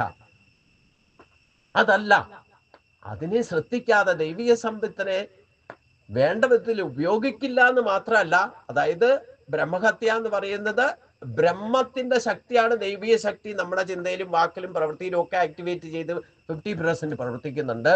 അതിനെ വേണ്ട വിധത്തിൽ ഉപയോഗിക്കാതിരിക്കുകയോ അതിനെ ദുർവിനിയോഗം ചെയ്യുകയോ ചെയ്താൽ അത് ബ്രഹ്മഹത്യ. അപ്പൊ ബ്രാഹ്മണനായിട്ട് ജനിച്ചിട്ട് മൃഗതുല്യരായിട്ടുള്ള ജീവിതം നയിച്ചാൽ, മൃഗങ്ങളെ കൊന്നു നിന്ന് ജീവിച്ചാൽ അധോ ജന്മത്തിലേക്ക് പോകും. അപ്പൊ ഇത്ര ശ്രേഷ്ഠമായൊരു മനുഷ്യ ജന്മത്തിന്റെ മൂഢയോനികളിൽ ജനിക്കാൻ ഇടവരുത്തരുത്. അതിനും മാധ്യമം ശരീരം തന്നെയാണ്. അല്ലേ? സകലത് ഉപേക്ഷിച്ചു പോയ ഭരത മഹർഷിയുടെ അവസ്ഥ എന്താ? ഇല്ലേ? ശ്രേഷ്ഠമായിട്ട് ആധ്യാത്മികമായി ഉയരാൻ വേണ്ടിയിട്ട് ഒരു പർണശാല കെട്ടി ഗംഗാതീരത്ത് പോയിട്ട് തപം ചെയ്ത ഒരു മുനിയുടെ അവസ്ഥയിലുണ്ടായിരുന്ന ഭരത മഹർഷി ഒരു മാനിനെ രക്ഷിക്കാൻ പോയതാ. അത് നിവർത്തി മാർഗത്തിൽ രക്ഷിച്ചിരുന്നെങ്കിൽ അതിലെ ജന്മവാസന ബലമോ തിരിച്ചു മാനായിട്ടോ ജനിക്കേണ്ടി വരികയില്ലായിരുന്നു. പക്ഷേ അതിൽ അറ്റാച്ച്മെന്റും മമതയും കൂടി. അതാണ് കർമ്മദോഷം പറഞ്ഞാൽ. എല്ലാ കർമ്മത്തിലും ദോഷമുണ്ടെന്ന് പറയാൻ എന്താ കാരണം? നമുക്ക് ഏത് കർമ്മം ചെയ്താലും ആ കർമ്മത്തിന്റെ വാസനാബലം ഉണ്ടായാൽ അത് അതിൻ്റെ ദോഷമായിട്ട് മാറും. ആധ്യാത്മികയിൽ പോലും ഭക്തിമാർഗത്തിൽ പോലും എന്തിനോട് അറ്റാച്ച്മെന്റും മമതയും കൂടുതൽ വെച്ച് കഴിഞ്ഞാൽ അത് വാസനാബലമായാൽ അതേ കാര്യം ചെയ്യാൻ വേണ്ടിയിട്ട് വീണ്ടും ശരീരം എടുത്ത് വരേണ്ടി വരുന്ന അർത്ഥം. അതാണ് കർമ്മത്തിന്റെ ദോഷം. അതുകൊണ്ട് ആ നിവർത്തി മാർഗത്തിൽ പ്രവർത്തിക്കണം, പ്രവൃത്തി മാർഗത്തിൽ പ്രവർത്തിക്കണം എന്ന് പറയും. അത് ഭഗവാൻ കൃത്യമായിട്ട് ക്ലാരിഫൈ ചെയ്ത് തരുന്നുണ്ട്. സർവത്രാനഭി സ്നേഹ തത്വപ്രാപി ശുഭാശുഭം നാഭിനൃത്യനായിരിക്കുന്ന ആള് ഒരു കാരണവശാലും ഒന്നിനോട് ലിമിറ്റ് കൂടുതൽ അമിതമായ സ്നേഹമോ മമതാബന്ധമോ വെച്ചുകൂടാ. എന്നാൽ ഒന്നിനെയും വെറുക്കാനും പാടില്ല. അങ്ങനെ ഒരു ബാലൻസിങ് ഒരു ദൂരം കീപ്പപ്പ് ചെയ്തോളൂ. ഇല്ലെങ്കിൽ അത് പ്രവൃത്തി മാർഗത്തിലേക്ക് അറ്റാച്ച്മെന്റും മമതയുണ്ടായ കർമ്മദോഷം ബാധിക്കും. അപ്പം ലക്ഷ്യം തീരുമാനിക്കുക. നമുക്ക് ശ്രേഷ്ഠമായ മനുഷ്യ ജന്മമാണ്, മനുഷ്യ ശരീരം കിട്ടിയിട്ടുണ്ട്. ഈശ്വരപ്രാപ്തിയാണ് പരമമായ ലക്ഷ്യം. ഈശ്വര സാക്ഷാത്കാരത്തിന് ലക്ഷ്യം വെച്ച ഒരു ഭക്തൻ അതിനുള്ള അനുഷ്ഠാനങ്ങളെ കൃത്യമായിട്ട് ശരീരക്ലേശങ്ങളെ പോലും അവഗണിച്ചുകൊണ്ട് അതിനെ അനുഷ്ഠിക്കണം. അതിൽ കൃത്യനിഷ്ഠ ഉണ്ടായിരിക്കണം, അതിൽ വിവേചന ശക്തി ഉണ്ടായിരിക്കണം, അതിൽ ഭക്തി ഉണ്ടായിരിക്കണം, അതിൽ ദൃഢനിശ്ചയം ചെയ്താൽ വ്യതിചലിക്കരുത്. അതിനു വേണ്ടിയിട്ട് ത്യജിക്കേണ്ടതൊക്കെ ത്യജിക്കും. ഞാനും നിങ്ങളുമൊക്കെ ഈ ജ്ഞാനം നേടാൻ വേണ്ടിയിട്ട്, പരമമായ ജ്ഞാനം നേടാൻ വേണ്ടിയിട്ട് നമ്മുടെ ഭൗതിക കാര്യങ്ങളെ കുറച്ചു നേരത്തേക്ക് എന്തായാലും ത്യജിച്ചിട്ട് വേണ്ടാന്ന് വെച്ചിട്ടല്ലേ ഇരിക്കുന്നത്. ഒന്ന് ത്യജിക്കാൻ സാധിക്കാത്തവനൊന്നും നേടാനും സാധ്യം. ത്യാഗമനസ്ഥിതിയാണ് മനുഷ്യ ജന്മത്തിൽ ഒരിക്കലും ഉണ്ടായിരിക്കില്ല, ഉണ്ടാക്കാൻ ശ്രമിച്ചുകൊണ്ടേയിരിക്കണമെന്ന് ബ്രഹ്മപ്രജാപതി മനുഷ്യ ജന്മത്തിനോട് പറഞ്ഞിട്ടുണ്ട്. മനുഷ്യന് ഏറ്റവും ജന്മസാഫല്യം നേടാനുള്ള എന്താ മാർഗം പറഞ്ഞേക്കണത്? ഈ വേദവൈദിക കർമ്മങ്ങളോ ഇതൊന്നുമല്ല, ദാനകർമ്മമാണ് മനുഷ്യന്റെ ഏറ്റവും വലിയ മോട്ടിവേഷൻ. ഈ ദാനകർമ്മം ചെയ്യണമെന്നുണ്ടെങ്കിൽ ത്യാഗമനസ്ഥിതി വേണം. അത് നിങ്ങൾക്ക് ഒരിക്കലും ഉണ്ടാകില്ല. അതുണ്ടാക്കാൻ ശ്രമിച്ചുകൊണ്ടിരിക്കണമെന്ന ബ്രഹ്മദേവന്റെ മനുഷ്യരോടുള്ള ഉപദേശം. ഒരു കൈ കിട്ടുന്നത് മറു കൈ അറിയാതെ കൊടുത്തുകൊണ്ടേയിരിക്കും. അപ്പൊ നിങ്ങളുടെ മുമ്പിൽ ലക്ഷ്മി ദേവി എപ്പോഴും പ്രസന്റായി. നിങ്ങളുടെ ഖജനാവ് ഒരിക്കലും കാലിയാകുന്ന പ്രശ്നമില്ല. ആ സത്യം ഒന്ന് മനസ്സിലാക്കണ്ടേ. പക്ഷെ കിട്ടിയിട്ട് കൊടുക്കാന്ന് പറഞ്ഞാൽ കിട്ടലും ഉണ്ടാവില്ല, കൊടുക്കലും ഉണ്ടാവില്ല. എന്ത് കിട്ടിയോ അപ്പൊ കൊടുത്തോളൂ. ഇഷ്ടവസ്തു ദാനം ചെയ്യാം. നമുക്ക് ഏറ്റവും ഇഷ്ടവസ്തു ദാനം ചെയ്യണം. കൊടുക്കുന്ന ആൾക്കും വാങ്ങുന്ന ആളിലും പാത്രം അറിഞ്ഞ് ദാനം ചെയ്യണം. നിങ്ങൾക്ക് ഇഷ്ടമുള്ള കൊടുത്താൽ ചിലപ്പോൾ അവർക്ക് ഇഷ്ടപ്പെട്ടു എന്നിരിക്കില്ല. അപ്പൊ അവരുടെ ഇഷ്ടം എന്താന്ന് അറിഞ്ഞിട്ട് അവർക്ക് അതനുസരിച്ച് ദാനം ചെയ്യണം. വിശപ്പില്ലാത്തവന് വിഷം കൊടുത്താൽ അമ്മ വിശപ്പില്ലാത്ത കുട്ടിക്ക് പാല് കൊടുക്കുന്ന പോലെയാണ് അല്ലേ? അമ്മ കൊടുത്താലും തട്ടിക്കളയും. അപ്പൊ അതുകൊണ്ട് ആ ലക്ഷ്യം തീരുമാനിക്കുക. അനുഷ്ഠാനങ്ങൾ കൃത്യമായിട്ട് കൃത്യനിഷ്ഠ, ഭക്തി, ഇതിലൊരു യാതൊരു വിട്ടുവീഴ്ചയും പാടില്ല. എല്ലാ കാര്യങ്ങൾക്കും കൃത്യമായ കറക്റ്റായിട്ട് സമയക്രമം ഉണ്ട്. 24 മണിക്കൂർ എനിക്കും നിങ്ങൾക്കും ഉണ്ട്. 24 മണിക്കൂറിനെ 25 ആക്കാനോ 23 ആക്കി കുറയ്ക്കാനോ ഒരു ടെക്നോളജി കൊണ്ട് സാധ്യമല്ല. അതാണ് കാലം എന്ന് പറയുന്നത്. ആ കാലത്തെ കൃത്യമായിട്ട് ഉപയോഗിക്കണം. ഒരു വസ്തു എടുത്താൽ പോലും ആ വസ്തു എടുത്ത സ്ഥാനത്ത് തന്നെ വച്ചില്ലെങ്കിൽ നിങ്ങൾ അത് തേടി നടക്കേണ്ടി വരും. ഇങ്ങനെ ഓരോ കാര്യത്തിനും ഓരോ കാലെടുത്ത് വെക്കുമ്പോൾ പോലും കൃത്യനിഷ്ഠ ഉണ്ടായിരിക്കണം. ഒരു കാലം ഉറയ്ക്കാതെ അടുത്ത കാലം എടുത്തു വെച്ചാൽ ചട്ടക്കുടഞ്ഞ് വീഴും.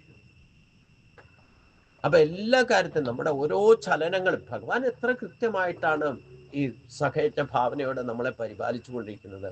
അപ്പം നമ്മുടെ എല്ലാ കാര്യങ്ങൾക്കും ഒരായുസ് മുഴുവൻ, ഒരു ദിവസം മുഴുവൻ കൃത്യമായിട്ട് സമയക്രമമുണ്ട്. കൃത്യമായിട്ട് കാര്യങ്ങൾ തീരുമാനിച്ച് അത് കൃത്യനിഷ്ഠയോടെയും അത് ഭക്തിയിൽ, അത് ശ്രദ്ധയോടെ, സ്നേഹത്തോടെ, മമതയോടെ അതിനെ ആദരിച്ചും ബഹുമാനിച്ചും കൃത്യമായിട്ട് നടപ്പാക്കുന്നതാണ് ഭക്തി എന്ന് പറയുന്നത്. അത് ചെയ്യാൻ തുടങ്ങിയാൽ ഓട്ടോമാറ്റിക്കായിട്ട് വിവേചന ശക്തി വർദ്ധിക്കും. നിങ്ങൾ നേരത്തെ കൃത്യമായിട്ട് ചെയ്യാൻ തുടങ്ങിക്കഴിഞ്ഞാൽ അതിൻ്റെ ഗുണം എന്താണെന്ന് മനസ്സിലാക്കും. കൃത്യനിഷ്ഠ ഇല്ലാതെ പ്രവർത്തിച്ചാൽ അതിൻ്റെ ദോഷം എന്താണെന്ന് മനസ്സിലാക്കും. ഇതാണ് വിവേചന ശക്തി. നമ്മുടെ ചിന്തയിലും വാക്കിലും പ്രവൃത്തിയിലും ഒക്കെ ഗുണവും ദോഷവും ഉണ്ട്. അത് തിരിച്ചറിയാനുള്ള വിശേഷ ബുദ്ധി നമുക്ക് തന്നിട്ടുണ്ടല്ലോ ഭഗവാൻ. അത് വേണ്ട വിധത്തിൽ യൂട്ടിലൈസ് ചെയ്യൂ. അപ്പൊ നമ്മൾ എല്ലാ കാര്യത്തിലും കൃത്യനിഷ്ഠ പാലിക്കാൻ തുടങ്ങിയാൽ അത് ശ്രദ്ധയുണ്ടാകാൻ അതുകൊണ്ടുള്ള ഗുണം എന്താണെന്ന് മനസ്സിലാക്കും. അത് കൃത്യനിഷ്ഠ പാലിക്കാതിരിക്കുകയോ അഥവാ കൃത്യനിഷ്ഠ പാലിക്കുന്ന ശ്രദ്ധയില്ലാതെ വന്നോ അതിന്റെ ദോഷം എന്താണെന്ന് തിരിച്ചറിയുന്ന അവസ്ഥയാണ് വിവേചന ശക്തി. ആ വിവേചന ശക്തി ശരിക്കും ഗുണവും ദോഷവും തിരിച്ചറിയാൻ തുടങ്ങിയാൽ ഗുണത്തെ അടിസ്ഥാനപ്പെടുത്തിയ ഗുണങ്ങളൊക്കെ സ്ഥിതി ചെയ്യുന്ന ഈശ്വരന്റെ ഭാവത്തിലാണ്. എവിടെയൊക്കെ എന്തൊക്കെ ഗുണങ്ങൾ നിങ്ങളിൽ പ്രകടമാകുന്നുണ്ടോ, ഈ പ്രകൃതിയിൽ കാണുന്നുണ്ടോ, നിങ്ങൾ അനുഭവിക്കുന്നുണ്ടോ, ആ ഗുണങ്ങളൊക്കെ ഈശ്വരീയ ഗുണങ്ങളാണ്. അതാണ് സദ്ഗുണങ്ങൾ എന്ന് പറയുന്നത്. ആ ഗുണങ്ങളെ ഉപാസിക്കണം. ആ ഗുണങ്ങളെ കണ്ടെത്തിയിട്ട് അതനുസരിച്ചുകൊണ്ട് കാര്യങ്ങൾ ദൃഢനിശ്ചയം ചെയ്യണം. അപ്പൊ ബുദ്ധിയാണ്. മനസ്സുകൊണ്ട് ഒരിക്കലും ഒരു കാര്യം തീരുമാനിക്കരുത്, അതൊരിക്കലും സക്സസ് ആകില്ല. ബുദ്ധി കൊണ്ട് തീരുമാനിക്കണം. ഏത് കാര്യം തീരുമാനിക്കുന്നത് ബുദ്ധി കൊണ്ടായിരിക്കണം തീരുമാനിക്കുന്നത്. ബുദ്ധി തീരുമാനമെടുക്കുന്നത് ഗുണദോഷങ്ങൾ തിരിച്ചറിച്ചുകൊണ്ട് മേധാബുദ്ധി കൊണ്ട് കാര്യങ്ങൾ തീരുമാനിച്ചാൽ പിന്നെ അവിടെ ആര് പറഞ്ഞാലും എന്ത് കൺസിക്വൻസീസ് ഉണ്ടായാലും ഇത് മാറ്റിവെക്കരുത്, ത്യാഗ മനസ്സോട് നടപ്പാക്കണം. അവിടെ ജീവിതം നിങ്ങൾക്ക് സക്സസ് ആകാൻ സാധിക്കും. അങ്ങനെ അനുഷ്ഠാനങ്ങൾ കൃത്യമായിട്ട് അനുഷ്ഠിച്ചാൽ അതിൽ നിന്ന് അപ്പൊ അങ്ങനെ കൃത്യമായിട്ട് അനുഷ്ഠാനങ്ങൾ അനുഷ്ഠിച്ചാലും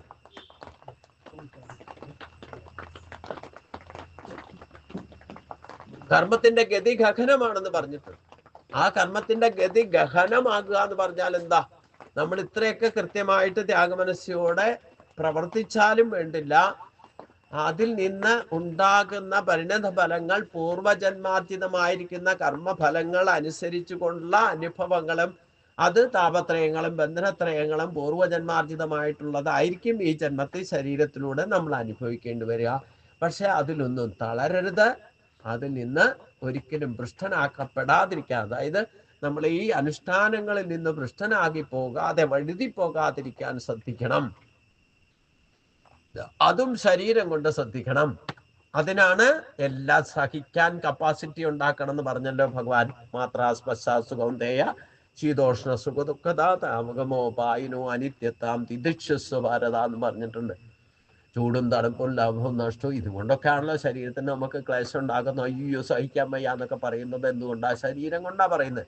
അപ്പൊ ഇതിനെയൊക്കെ ഓവർകം ചെയ്യാനുള്ള എളുപ്പ വഴിയാണ് എന്ത് സുഖം ഉണ്ടായാലും ദുഃഖമുണ്ടായാലും അനുഷ്ഠാനങ്ങൾ അനുഷ്ഠിക്കുമ്പോൾ അതിൽ നിന്നുള്ള കൺസിക്വൻസീസ് പൂർവ്വജന്മാർജിതം. ഞാൻ പറഞ്ഞു, നമുക്ക് ശരീരത്തിൽ ഈ ജന്മത്തിൽ താപത്രയങ്ങളെ കൊണ്ടോ ബന്ധനത്രയങ്ങളെ കൊണ്ടോ ഏതെങ്കിലും ശരീരക്ലേശങ്ങളിലൂടെ ക്ലേശങ്ങൾ അനുഭവിക്കുന്നുണ്ടെങ്കിൽ, അവിദ്യാദി ദോഷങ്ങളെ കൊണ്ട് ദേഹക്ലേശം അനുഭവിക്കുന്നുണ്ടെങ്കിൽ ഇതൊക്കെ പൂർവ്വജന്മാർജിതമാണ്, ഈ ജന്മത്തെ പ്രൊഡക്ഷൻ അല്ല.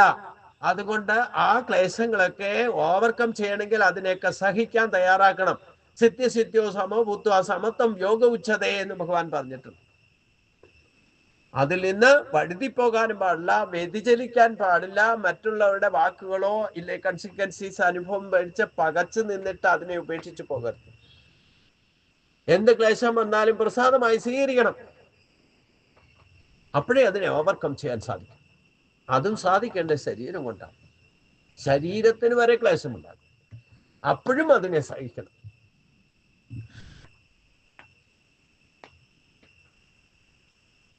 ഈ ശരീരം കൊണ്ട് ഇത്രയൊക്കെ സാധിച്ചാലേ പിന്നെ നമുക്ക് അടുത്ത സ്റ്റേജിലേക്ക് എത്താൻ സാധിക്കും. പിന്നെ യഥാർത്ഥ ഭക്തനാകണമെങ്കിൽ, യഥാർത്ഥ ഡെഡിക്കേറ്റഡ് ഭക്തൻ നിങ്ങൾക്ക് ആകണമെങ്കിൽ ഈ ഒരവസ്ഥ ഓവർകം ചെയ്യണം. ഇതിനെ ഒരു ഘട്ടം വരെ നമുക്ക് ഈ വഴുതി പോകാനും ഭ്രഷ്ടനാക്കപ്പെടാനും ഒക്കെയുള്ള സാധ്യത ഒരു സ്റ്റേജ് വരെയുള്ളൂ. അത് കടന്നു കിട്ടിയാൽ പിന്നെ ഭഗവാനെ പ്രാപിക്കാനുള്ള ബുദ്ധിയോഗം ജ്ഞാനയോഗം ഒക്കെ ഭഗവാൻ നിങ്ങൾക്ക് ഓട്ടോമാറ്റിക്കായിട്ട് നൽകും. അതിന് വേണ്ടിയിട്ട് പ്രാർത്ഥിക്കുകയൊന്നും വേണ്ട. ആരാണോ ഓവർകം ചെയ്യുന്നത്, നമ്മൾ ഒരു ബൾബ് ഇട്ടിട്ട് അതിൻ്റെ ഇലക്ട്രിസിറ്റി വരുന്ന ആ ലൈൻ എവിടെയെങ്കിലും കട്ടായാൽ, ഏതെങ്കിലും തരത്തിൽ അതിന് തടസ്സമുണ്ടായാൽ, ആ തടസ്സങ്ങളൊക്കെ നമ്മൾ കണ്ടെത്തി പരിഹരിച്ചു കഴിഞ്ഞാൽ പിന്നെ അനുസ്യൂതം പ്രവഹിക്കും അതേ റൂട്ടിലൂടെ തന്നെ. അതേപോലെ ആണ് പൂർവജന്മാർജിതമായ ക്ലേശങ്ങളാണ് ഈ ജന്മത്തിൽ ഈ ശരീരത്തിലൂടെ നമ്മൾ അനുഭവിക്കുന്നത്. യാതൊരു സംശയവുമില്ല, ഈ ജന്മത്തെ പ്രൊഡക്ഷൻ അല്ല. ഈ ജന്മത്തിൽ നിങ്ങൾക്ക് ഉണ്ടാകുന്ന ഏത് തരത്തിലുള്ള അനുഷ്ഠാനങ്ങൾ അനുഷ്ഠിക്കുമ്പോൾ ഉണ്ടാകുന്ന ഏത് തരത്തിലുള്ള ശരീരക്ലേശങ്ങൾ, ശരീര സംബന്ധമായിട്ട് കിട്ടുന്ന ക്ലേശങ്ങളാണല്ലോ നമ്മൾ ക്ലേശങ്ങളായിട്ട് തന്നെ കരുതുക. അത് മനസ്സിനെ ബാധിക്കുന്നതാകാം, ശരീരത്തെ ബാധിക്കുന്നതാകാം. എന്ത് തന്നെ നമുക്ക് ചുറ്റും നമ്മൾ ആസുരി സമ്പത്തിൽ ഉണ്ടായെന്ന് നഷ്ടപ്പെട്ടാൽ പോലും അത് ബാധിക്കുന്നത് നമ്മുടെ ശരീരത്തിലുള്ള മനസ്സിനെയും അതിൽ നിന്നുള്ള പ്രാരാബ്ധവും അതിന്റെ ദുഃഖവും ഒക്കെ അനുഭവിക്കുന്ന ശരീരത്തിലൂടെ തന്നെയാണ്. എന്ത് കാര്യത്തിന് ശരീരമാധ്യം കലധർമ്മസാധനം. അപ്പൊ അതുകൊണ്ട് സുഖം അനുഭവിക്കുന്നതും ശരീരം കൊണ്ടാണ്, ഇന്ദ്രിയ ഭോഗ സുഖങ്ങൾ അനുഭവിക്കുന്നതും ശരീരം കൊണ്ടാണ്, ക്ലേശങ്ങൾ അനുഭവിക്കുന്നതും ശരീരം കൊണ്ടാണ്, ശരീരത്തിലെ ഇന്ദ്രിയ ശക്തികളെ കൊണ്ടാണ്. അതുകൊണ്ട് മാധ്യമം ശരീരം തന്നെയാണ്. അതുകൊണ്ട് ശരീര ക്ലേശങ്ങളെ എപ്പോൾ ഓവർകം ചെയ്യുന്നോ ഭഗവാനെ പ്രാപിക്കാനുള്ള ബുദ്ധിയോഗത്തിലേക്ക് ഓട്ടോമാറ്റിക് ആയിട്ട് വരും.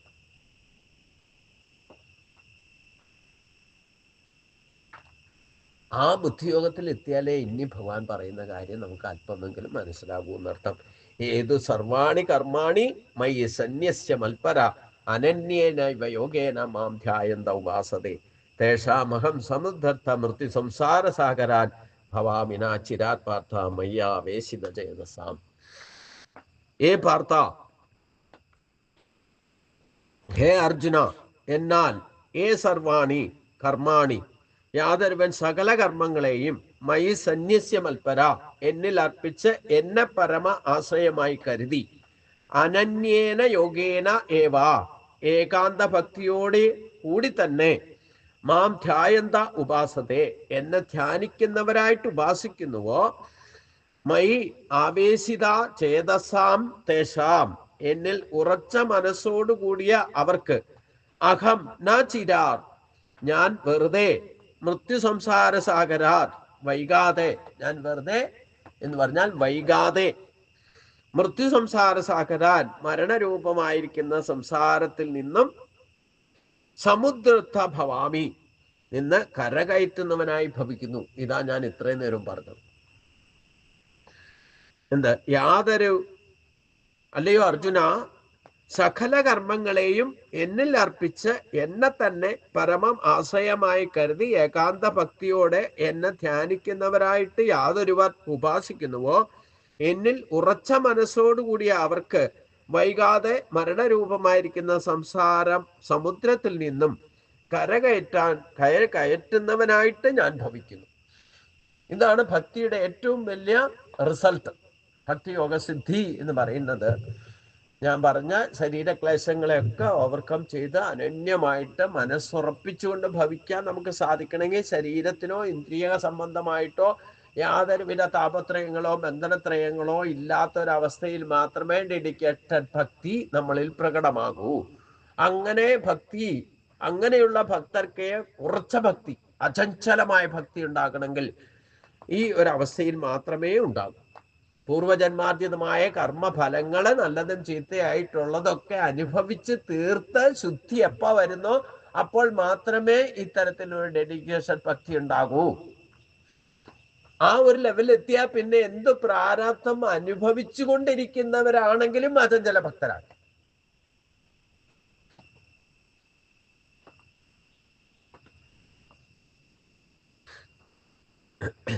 അവരേകാന്ത ഭക്തിയോടെ എന്നെ ധ്യാനിക്കുന്നവരായിട്ട് യാതൊരുവൻ ഉപാസിക്കുന്നുവോ, എന്നിൽ ഉറച്ച മനസ്സോട് കൂടിയ അവർക്ക് വൈകാതെ മരണരൂപമായിരിക്കുന്ന സംസാര സമുദ്രത്തിൽ നിന്ന് കരകയറ്റും.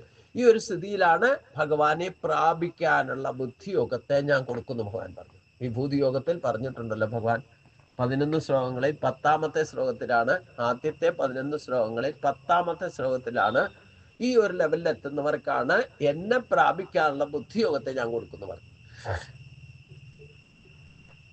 നമ്മൾ ഈ ഒരു ലെവലിൽ എത്തുന്നത് വരെ നമുക്ക് ഈ പറയുന്ന ക്ലേശങ്ങൾ, ശരീരക്ലേശങ്ങളൊക്കെ ഉണ്ടാവും. ഈ ഒരു സ്ഥിതിയിലേക്ക് എത്തിയാൽ ശരീരക്ലേശമൊക്കെ തീർന്നിരിക്കും. തീരുമ്പോഴാണ് ഈ ഒരു സ്ഥിതിയിലേക്ക് ഭഗവാൻ ഉയർത്തുക. ആ ഭക്തിയോഗത്തെ, അതായത് ആ ബുദ്ധിയോഗത്തെ കിട്ടിയാലും മേധാബുദ്ധി പ്രവർത്തിച്ചുകൊണ്ട് ഈശ്വരീയ ഗുണങ്ങളെ ഉപാസിക്കുകയും അത് പ്രവർത്തിതമാക്കുകയും അത് നിവർത്തി മാർഗത്തിൽ ഉപയോഗിക്കുകയും ചെയ്താലോ പിന്നെ ആ തേഷാമേവ അടുത്ത സ്റ്റേജിലേക്ക് കയറും. ഒന്ന് ഈ ബുദ്ധിയോഗം കിട്ടിയാൽ അതിനെ ദുർവിനിയോഗം ചെയ്യാതിരിക്കണം. അത് കൃത്യമായിട്ട് ഗുണദോഷങ്ങൾ തിരിച്ചറിഞ്ഞുകൊണ്ട് ദൃഢനിശ്ചയം ചെയ്ത് ത്യാഗമനസ്സോടെ കാര്യങ്ങൾ നടപ്പാക്കുന്ന അവസ്ഥയിലേക്ക് നമ്മൾ ഉയരണം.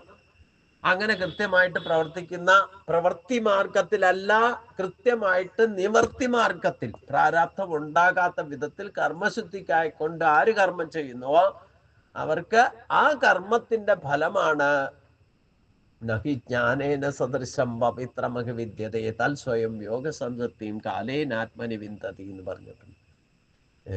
അതും ആ ഒരു സ്ഥിതിയിലേക്ക് എത്തണമെന്നുണ്ടെങ്കിൽ ശ്രദ്ധാവാൻ ലഭജേച്ചാണെന്ന് പറഞ്ഞു. ഈ പറയുന്ന അനുഷ്ഠാനങ്ങളൊക്കെ, ഈ ക്ലേശങ്ങൾ സഹിക്കുന്നത് പോലും കൃത്യമായിട്ട് ശ്രദ്ധയോടെ അനുഷ്ഠിക്കണം.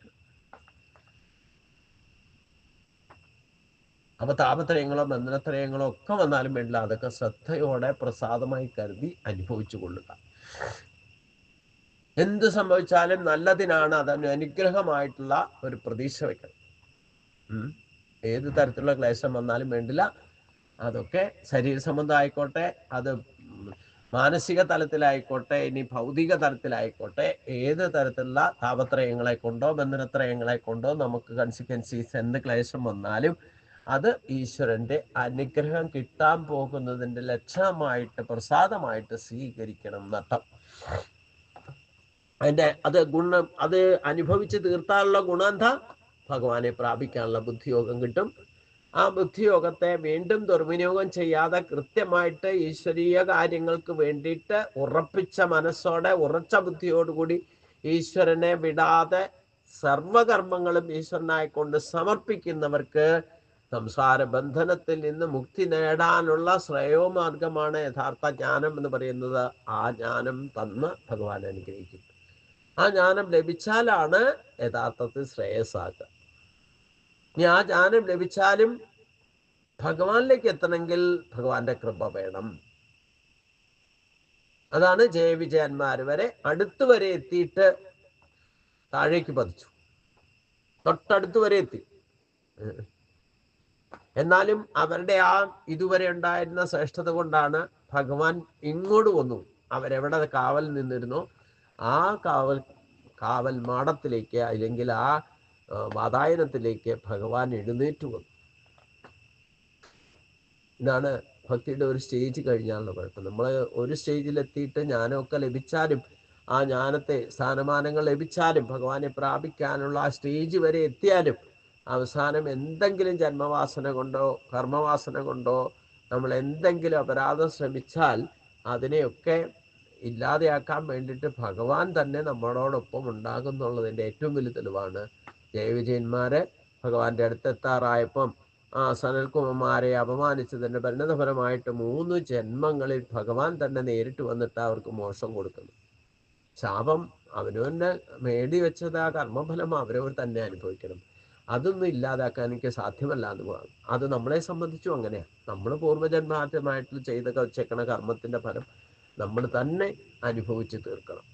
അതെപ്പോൾ തീരുന്നോ ഭഗവാൻ അവർക്ക് മോക്ഷം കൊടുക്കാൻ വേണ്ടിയിട്ട് ഞാൻ തന്നെ വന്നോളാന്ന് പറഞ്ഞു. അതേപോലെയാണ് നമ്മുടെ കാര്യവും. നമ്മൾ എപ്പോഴാണോ നമ്മുടെ പൂർവ്വജന്മാർജിതമായ കർമ്മദോഷങ്ങൾ ഈ ശരീരത്തിലൂടെ അനുഭവിച്ച് ശുദ്ധി വരുന്നത്, അതനുസരിച്ചുകൊണ്ട് ഭഗവാൻ നമ്മളെ ഉയർത്തിക്കൊണ്ട് വന്നോളും, ഭഗവാന്റെ അടുത്തേക്ക് എത്തിച്ചോളും. പക്ഷെ അതിന് ഈ പകുതി വഴിയിൽ ഉപേക്ഷിച്ചു പോകുന്ന സ്വഭാവം ഉണ്ടായിരിക്കാതിരിക്കണമെങ്കിൽ ഈ കാര്യങ്ങൾ ആദ്യം തന്നെ മനസ്സിലാക്കിയിരിക്കണം എന്നർത്ഥം. ഇല്ലെങ്കിൽ നമ്മളെ വഴി യഥാർത്ഥ റൂട്ടിൽ നിന്ന് വഴുതി പോകാനൊക്കെ കാരണം എന്താ? നമ്മുടെ കൂടെയുള്ളവർ ഇത് മനസ്സിലാക്കാത്ത കൊണ്ട് നിങ്ങൾ ഇത്രയൊക്കെ ഭക്തനായിട്ട് നടന്നിട്ട് നിങ്ങൾക്ക് എന്തുകൊണ്ടാണ് ഇങ്ങനെയൊക്കെ ക്ലേശം ഉണ്ടാകുന്നതെന്നൊക്കെ ചോദിക്കുമ്പോൾ അത് കേട്ടിട്ട് നമുക്ക് തോന്നുമോ അത് ശരിയാണല്ലോ, എന്നാ പിന്നെ ഇത് വേണ്ടാന്ന് വെച്ചേക്കാം, എങ്ങനെയൊക്കെ വഴുതി പോവുക. ചിലപ്പോൾ മറ്റുള്ളവരുടെ വാക്കൊക്കെ കേട്ടിട്ടായിരിക്കും നമ്മൾ അത് ശരിയാണെന്ന് വിചാരിച്ചിട്ട് വഴുതി പോകാനൊക്കെ ഇടവരും. അപ്പൊ അതില്ലാതിരുന്നാൽ മാത്രമേ ഈ സംസാരം വൈകാതെ മരണരൂപമായിരിക്കുന്ന സംസാര സമുദ്രത്തിൽ നിന്ന് അവരെ ഞാൻ കരകയറ്റുന്നവനായിട്ട് ഭവിക്കുന്ന പറഞ്ഞ്. അതാണ് ഏറ്റവും ആ റൂട്ടിൽ നിന്ന് വ്യതിചലിക്കാതെ ഭഗവാന്റെ മാർഗത്തിൽ തന്നെ സർവ അർപ്പണഭാവത്തോടെ ഏത് കർമ്മം ചെയ്താലും അങ്ങനെ ആ ഒരു ആറ്റിറ്റ്യൂഡോടുകൂടി ജീവിക്കുന്ന ഒരാൾക്ക് ഭഗവാൻ തന്നെ അവരെ തന്നിലേക്ക് അടുപ്പിക്കാൻ വേണ്ടിയിട്ട് വേണ്ടതൊക്കെ ചെയ്തോളും എന്നർത്ഥം. അതാണ് സംസാര ബന്ധനത്തിൽ നിന്ന് കരകയറ്റുന്നവനായിട്ട് ഞാൻ തന്നെ ഭവിക്കുന്നു എന്ന് പറഞ്ഞതിന്റെ കാര്യം. ഞാൻ അവരെ സംസാര സമുദ്രത്തിൽ നിന്ന് കരകയറ്റുമെന്ന് താല്പര്യം. അനന്യേന യോഗേന എന്ന പദപ്രയോഗത്തിൽ ഉപാസകനായിരിക്കുന്ന തന്നിൽ നിന്ന് അന്യമല്ല ഉപാസന്യമായിരിക്കുന്ന ഭഗവാൻ എന്ന ഭാവത്തോടെ വേണം ധ്യാനിക്കാൻ എന്ന് സൂചന കൂടി അടങ്ങിയിരിക്കുന്നു. അതായത് തന്നിൽ തന്നെയുള്ള ആ ഭഗവാനെ തന്നെ താനായി കണ്ടുകൊണ്ട് ആരാധിക്കുന്ന അവസ്ഥയിലേക്ക് തന്മയീ ഭാവത്തിൽ ദേവാൻ ഭാവ യഥാനേനതേ ഭാവ എന്ന് പറഞ്ഞാൽ ഭഗവാൻ ഏത് ഭാവത്തിൽ വർത്തിക്കുന്നോ അതേ ഭാവത്തോടുകൂടി ഭഗവാനെ ഉപാസിക്കുക എന്ന് പറഞ്ഞാൽ ഭഗവാന്റെ ഇച്ഛ അനുസരിച്ചുകൊണ്ട് പ്രവർത്തിക്കുന്ന നിമിത്തമായി നാം മാറണം എന്നർത്ഥം. മയ്യേവ മന ആധൽസ മയി ബുദ്ധി നിവസയ നിവസി മയ്യേവ അത ഊർദ്ധം ന സംശയ. മയി ഏവ മന ആധൽസ്വ, എന്നിൽ തന്നെ മനസ്സുറപ്പിക്കുക. മയി ബുദ്ധി നിവേശയ, എന്നിൽ തന്നെ ബുദ്ധിയെയും നിർത്തുക. അഥ ഊർദ്ധം, എന്നാൽ മേലിൽ ദേഹ നശിക്കുമ്പോഴും മയി ഏവ നിവശസി, നീ എന്നിൽ തന്നെ വസിക്കും എന്ന സംശയ, അതിൽ സംശയമൊന്നുമില്ല.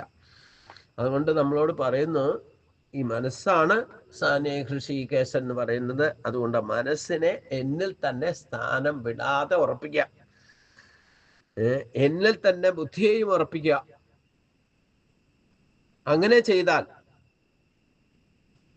ദേഹം നശിച്ചു കഴിഞ്ഞാലും നീ എന്നിൽ തന്നെ വസിക്കും, സംശയം വേണ്ട. മനസ്സ് എവിടെയാണോ നിൽക്കുന്നത് അവിടെ ബുദ്ധി ഉറയ്ക്കും. ബുദ്ധി എവിടെ ഉറച്ചു നിൽക്കുന്നോ അവിടെ മനസ്സ് ഉറയ്ക്കും. ഇതമ്മ പരസ്പരം പൂരകങ്ങളാണ്. അപ്പൊ ഈ മനസ്സെപ്പോഴും ചാടിക്കളിക്കുന്ന മനസ്സിനെ ഒരിടത്ത് ഉറപ്പിച്ചു നിർത്താൻ സഹായിക്കുന്നത് ബുദ്ധിയാണ്. മനസ്സുറച്ചാലേ ബുദ്ധി ഉറയ്ക്കും, ബുദ്ധി ഉറച്ചാലേ മനസ്സുറയ്ക്കും. ഇത് രണ്ടും ഉറച്ചാലേ ആത്മശക്തി ഉണരും. അതുകൊണ്ടാണ് പറഞ്ഞത് മനസ്സും ബുദ്ധിയും എന്നിൽ തന്നെ ഉറപ്പിക്കൂ. അങ്ങനെയാണ് നീ എന്നിൽ തന്നെ നിലനിൽക്കും, സംശയിക്കൊന്നും വേണ്ട.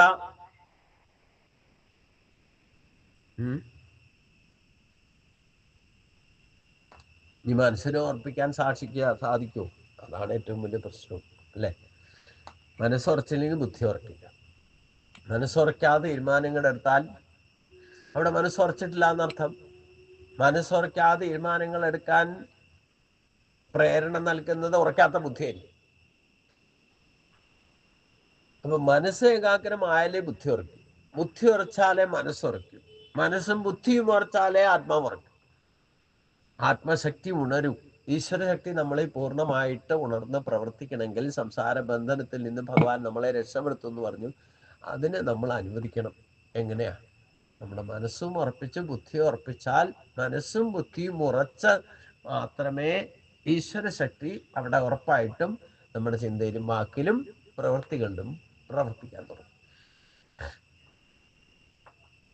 ഇനി അതിന് ശക്തനല്ലെങ്കിലോ?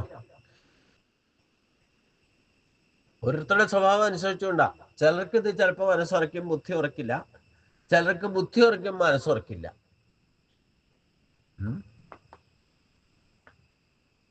ഇനി മനസ്സും ബുദ്ധി ഉറച്ചാലോ ആത്മാവിൽ ഉറക്കില്ല.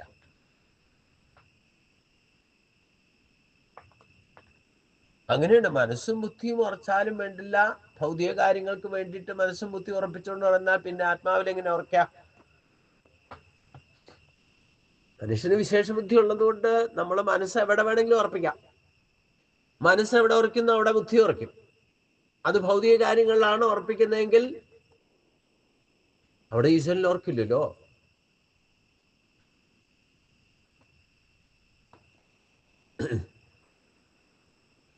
അപ്പൊ മനസ്സിനും ബുദ്ധിയും ഉറപ്പ് കൊടുക്കുന്നതും കൊണ്ടു നടക്കുന്നതും അത് ആത്മസാക്ഷാത്കാരത്തിനാണെങ്കിൽ മാത്രമേ അതിനെ ആത്മാവിൽ ഉറപ്പിക്കാൻ സാധിക്കൂ. ഇല്ലെങ്കിൽ അത് പോയി ഉറയ്ക്കുന്നത് ഭൗതിക കാര്യങ്ങളാണെങ്കിൽ ആ ഭൗതിക കാര്യങ്ങളൊക്കെ തൽക്കാലമൊക്കെ സാധിക്കും, പിന്നെയും അത് നഷ്ടപ്പെടുമ്പോൾ ദുഃഖത്തിന് കാരണമായി പോകും. ശാശ്വതമായ പരിഹാരം ഉണ്ടാവില്ല എന്നർത്ഥം. അതുകൊണ്ടാണ് ഭഗവാൻ പറയുന്നത് അധചിത്തം സമാധാതുന്ന ശക്നോഷി മയി സ്ഥിരം അഭ്യാസയോഗേന തതോമ മീക്ഷാപ്തം മനസ്സിന്. ഈ മനസ്സിനെ ഉറപ്പിക്കുക എന്ന് പറഞ്ഞാൽ ഭഗവാനിൽ ഉറപ്പിക്കുക എന്നുള്ളതാ ബുദ്ധിമുട്ട്. ബാക്കിയുള്ള കാര്യങ്ങളൊക്കെ നമ്മൾ ഉറക്കുകയും ചിലപ്പോൾ അതിലൊക്കെ സക്സസ് ആവും. അവിടെയും ഉറച്ചില്ലെങ്കിൽ ആ കാര്യവും സക്സസ് ആകില്ല. നമ്മൾ ഭൗതിക കാര്യങ്ങളിൽ വ്യാപരിക്കുന്ന ഒരാളാണെങ്കിൽ വേണ്ട, ഈശ്വരനെ വിശ്വസിക്കാതെ നടക്കുന്നവരായാലും വേണ്ട, നിരീശ്വരവാദി യുക്തിവാദി ആയിരുന്നാലും വേണ്ടില്ല, ഭൗതിക കാര്യങ്ങൾ രമിക്കുന്നവർക്കും ഈ മനസ്സും ബുദ്ധിയും ഉറക്കാതെ അവർക്ക് ഭൗതിക കാര്യങ്ങളെ പോലും സക്സസ് ആകാൻ സാധിക്കില്ല.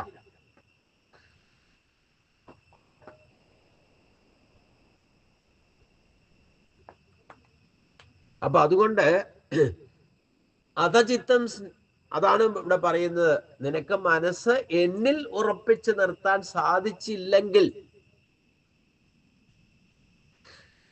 ധനഞ്ജയ ഹേ അർജുന, അധചിത്തം മയി, ഇനിയും മനസ്സിനെ എന്നിൽ തന്നെ സ്ഥിരം സമാധാതവും സ്ഥിരമായിട്ട് ഉറപ്പിക്കാൻ നീ ന ശക്നോഷി, ശക്തരാകുന്നില്ല എങ്കിൽ, തഥാ അഭ്യാസയോഗേന, പിന്നെ അഭ്യാസയോഗം കൊണ്ട് മാം ആപ്തം ഇച്ഛ, എന്നെ പ്രാപിക്കാൻ ഇച്ഛിക്കുക, അതിനുവേണ്ടി ശ്രമിക്കുക. ഞാൻ പറഞ്ഞില്ലേ, മനസ്സും ബുദ്ധിയും ഉറയ്ക്കുന്നത് ഭൗതിക കാര്യങ്ങളാണെങ്കിൽ, എന്നിൽ ഉറയ്ക്കുന്നില്ല എന്നുണ്ടെങ്കിൽ, ഭഗവാനിൽ ഉറയ്ക്കുന്നില്ല എന്നുണ്ടെങ്കിൽ, നിങ്ങൾ ഭൗതിക കാര്യം പറഞ്ഞിട്ട് ചിലപ്പം ഭഗവാനെ തൊഴാൻ പോകാൻ തീരുമാനിച്ചിട്ട് അത് വേണ്ടാന്ന് വെച്ചിട്ട് ഭൗതിക കാര്യങ്ങൾക്ക് പോകും. ഇതാണ് ഭഗവാനിൽ ഉറയ്ക്കാത്ത മനസ്സിന്റെ പ്രത്യേകത. രാവിലെ അമ്പലത്തിലേക്ക് പുറപ്പെടുന്ന സമയത്ത് വലിയ കൊട്ടി അടച്ച് മഴ ഉണ്ടായി എന്ന് പറഞ്ഞിട്ട് നിങ്ങൾ ഈശ്വരനെ തൊഴൽ വേണ്ടാന്ന് വെച്ചാൽ അവിടെ ഈശ്വരനല്ല നിങ്ങളുടെ മനസ്സ് ഉറച്ചിരിക്കുന്നത് എന്ന് മനസ്സിലാക്കാം. മനസ്സുറച്ചിട്ടില്ലെങ്കിലോ ബുദ്ധി ഉറക്കില്ല. അപ്പൊ ബുദ്ധി തീരുമാനം എടുക്കുക, എന്നാ ഇന്ന് പോകണ്ട. പിന്നെ അതനുസരിച്ച് ബുദ്ധിയുടെ തീരുമാനം അനുസരിച്ച് പ്രവർത്തിക്കുകയും ചെയ്യും. അപ്പൊ അന്നത്തെ ദിവസം നിങ്ങൾ അമ്പലത്തിൽ പോക്ക് നടത്തില്ല. അതാണ് മനസ്സ് എന്നിൽ ഉറപ്പിച്ച് നിർത്താൻ സാധിക്കാത്തവർക്ക് എന്ന് പറഞ്ഞത്. പിന്നെ എന്ത് വേണം? അഭ്യാസയോഗേന, അതിനായിക്കൊണ്ട് മനസ്സിനെ ഉറപ്പിച്ച് നിർത്താൻ വേണ്ടിയിട്ട് തുടരെ ശ്രമിക്കുന്നതാണ് അഭ്യാസം എന്ന് പറയുന്നത്. ശരി, ഒരു ദിവസം നിങ്ങൾക്ക് തോന്നി മഴ കാരണം ഇന്ന് പോയില്ല. ഈ പല ദിവസം പോകാതിരുന്നാൽ പിന്നെ മടി പിടിക്കും. ഓ, ഇന്നിപ്പോ ഇനി പോയില്ലേലും കുഴപ്പമൊന്നും, ഇങ്ങനെയൊക്കെ ന്യായീകരണം കൊണ്ട് എന്തിനു പോകാതിരിക്കും. അതേസമയം എന്തു വന്നാലും ഞാൻ ദിവസവും അമ്പലത്തിൽ പോയി തൊഴും എന്ന് നിശ്ചയിച്ചാൽ, വെള്ളപ്പൊക്കം വന്നാലും പോയി തൊഴും. ഇതാണ് എന്നിൽ ഉറപ്പിച്ച മനസ്സ് എന്ന് പറയുന്നത്. മനസ്സ് എവിടെ ഉറയ്ക്കുന്നോ അവിടെ ബുദ്ധി ഉറയ്ക്കും. ബുദ്ധി കൊണ്ട് തീരുമാനമെടുത്തോ ആ ത്യാഗ മനസ്സോടെ നടപ്പാക്കും. വ്യത്യാസം മനസ്സിലാക്കിക്കൊള്ളണം. നിങ്ങൾ മനസ്സുകൊണ്ട് ഡിസിഷൻസ് എടുക്കുമ്പോഴാണ് മഴ പെയ്തിട്ട് അമ്പലത്തിൽ പോകാതിരിക്കുക. ബുദ്ധി കൊണ്ടാണ് നിങ്ങൾ അമ്പലത്തിൽ പോകാൻ തീരുമാനിച്ചിരിക്കുന്നത് എന്നുണ്ടെങ്കിൽ പിന്നെ ത്യാഗമനസ്സോടെ നടപ്പാക്കും. ശരീരത്തിന് വരെ ക്ലേശം എന്തുണ്ടായാലും വേണ്ടില്ല, ഞാൻ തീരുമാനിച്ച കാര്യം ത്യാഗമനസ്സോടെ നടപ്പാക്കും എന്നർത്ഥം. അതാണ് ഇവിടെ ഭഗവാൻ പറയുന്നത്. അതിനു വേണ്ടിയിട്ട് കുറച്ച് പ്രാക്ടീസ് വേണം എന്നർത്ഥം. അതാണ് അഭ്യാസം എന്ന് പറയുന്നത്. ഒരു ഇച്ഛിക്കുന്ന കാര്യം അതേപടി ത്യാഗമനസ്സോടെ നടപ്പാക്കണം എന്നുണ്ടെങ്കിൽ അതിന് തുടരെ ശ്രമിക്കണം. ഒരു പ്രാവശ്യം കൊണ്ടൊന്നും നടക്കില്ല. ഒരു സുപ്രഭാതത്തിൽ ഞാനിപ്പോൾ പറയണ കേട്ട് നാളെ മുതൽ ഇങ്ങനെയൊക്കെ ചെയ്യാമെന്ന് നിങ്ങൾ തീരുമാനം എടുത്താലും ആ തീരുമാനമൊക്കെ നിങ്ങൾ മാറ്റും. മനസ്സുകൊണ്ടാണ് എടുക്കുന്നതെന്നുണ്ടെങ്കിൽ അതിനൊക്കെ ഇതിപ്പോൾ ഇങ്ങനെ ന്യായീകരിക്കാൻ മിടുക്കന്മാരാണല്ലോ, എവിടെയെങ്കിലും ചാരി നിൽക്കും. ഇന്നിപ്പോൾ പോയില്ല എന്നോർത്ത തിരുമേനി അങ്ങനെയൊക്കെ അവിടെ ഇരുന്നുകൊണ്ട് പറയും എന്ന് വെച്ചാൽ ഒരു ദിവസം പോയില്ല എന്ന് വെച്ചാൽ ഇപ്പോൾ കുഴപ്പമൊന്നും വരാൻ പാടില്ല എന്ന് ഷുഗറുള്ള ആൾ പായസം കുടിക്കുന്ന പോലെ മനസ്സിലായില്ലേ? ഇന്നിപ്പോൾ ഒരു നേരം കുടിച്ചു എന്നോർത്ത് കുഴപ്പമൊന്നുമില്ല, വേണ്ടി വന്നാൽ ഒരു ഗുളികയും കൂടെ കഴിക്കാം, ഇല്ലെങ്കിൽ ഇൻസുലിൻ്റെ ഒരു ഇഞ്ചക്ഷൻ എടുക്കാം. ഇങ്ങനെയൊക്കെ തീരുമാനമെടുത്തിട്ട് നിങ്ങൾ യഥാർത്ഥ പാതയിൽ നിന്ന് വ്യതിചലിക്കും എന്നർത്ഥം. അതാണ് തുടരെയുള്ള അഭ്യാസം കൊണ്ടേ നമ്മൾ ത്യാഗമനസ്സോടെ ഒരു കാര്യം കൃത്യനിഷ്ഠയോടെ ഒക്കെ ചെയ്യാൻ സാധിക്കും. അങ്ങനെ ഒറ്റയടിക്കൊന്നും ആരുടെയും സ്വഭാവം പെട്ടെന്ന് മാറ്റാൻ സാധ്യമല്ല. അതിനായിക്കൊണ്ടുള്ള അഭ്യാസം തുടരെ തുടരെ തുടരെ ശനൈ ശനൈരു പരമേ ബുദ്ധ്യാതേ ആത്മസംസം മനഗത്വാ നാ കിഞ്ചിദപി ചിന്തയെ എന്നൊക്കെ 6-ാം അധ്യായത്തിൽ ഭഗവാൻ ഉറക്കെ പറയുന്നുണ്ട്. അഭ്യാസം എന്ന് പറയുന്നത് എന്താ? തുടരെ തുടരെ ശ്രമിക്കണം. അപ്പോഴേ അതിൽ ഉറക്കൂ മനസ്സ്. അതുകൊണ്ട് പല വിഷയങ്ങൾ വ്യാപരിക്കുന്ന മനസ്സിനെ അവയിൽ നിന്നെല്ലാം പിൻവലിച്ച് ധ്യേയവസ്തുവിൽ തന്നെ പിന്നെയും പിന്നെയും നിർത്തുന്നതാണ് അഭ്യാസം. ഇതാണ് ഞാൻ പറഞ്ഞത്. നമ്മളൊരു സഹസ്രനാമം ജപിച്ചാലും നിങ്ങളുടെ ശ്രദ്ധ വിടാതിരിക്കുന്നുണ്ടെങ്കിൽ നിങ്ങൾ ജപിക്കുന്ന നാമം നിങ്ങൾ തന്നെ ശ്രദ്ധയോടെ കേൾക്കുന്നുണ്ടോ എന്ന് ശ്രദ്ധിച്ചാൽ മതി. പുറത്തേക്ക് ശ്രദ്ധ പോവില്ല. അവിടെയും ചിലപ്പോൾ ചാടിപ്പോവും മനസ്സ്. ഈ മനസ്സാ കുഴപ്പം. ഭയങ്കര പ്രശ്നം ഉണ്ടാക്കുന്ന മനസ്സാ. അതുകൊണ്ട് മനസ്സിനെ ഉറപ്പിക്കണം എന്ന് പറയുന്നത്. മനസ്സുറച്ചാലേ ബുദ്ധി ഉറക്കൂ. അപ്പൊ നമ്മൾ ഒരു സഹസ്രനാമം ജപിച്ചു കഴിയുന്നത് വരെ, ആദ്യ ശ്ലോകം തൊട്ട് അവസാനത്തെ നാമം ജപിക്കുന്നത് വരെ നമ്മൾ ആ നാമം മുഴുവൻ കേൾക്കുന്നുണ്ടോ എന്ന് ശ്രദ്ധിക്കുക. എവിടെയെങ്കിലും മറ്റു വിഷയം കയറി വന്നാൽ നമ്മൾ ജപിക്കുന്ന നാമം നമ്മൾ തന്നെ ചെവി ഉണ്ടായിട്ട് നമ്മുടെ ശരീരത്തിൽ തന്നെയുള്ള സാധനം കൊണ്ട് നമ്മൾ വേണ്ടവണ്ണം ഉപയോഗിക്കാതിരുന്നാൽ അത് അശ്രദ്ധയാണ്.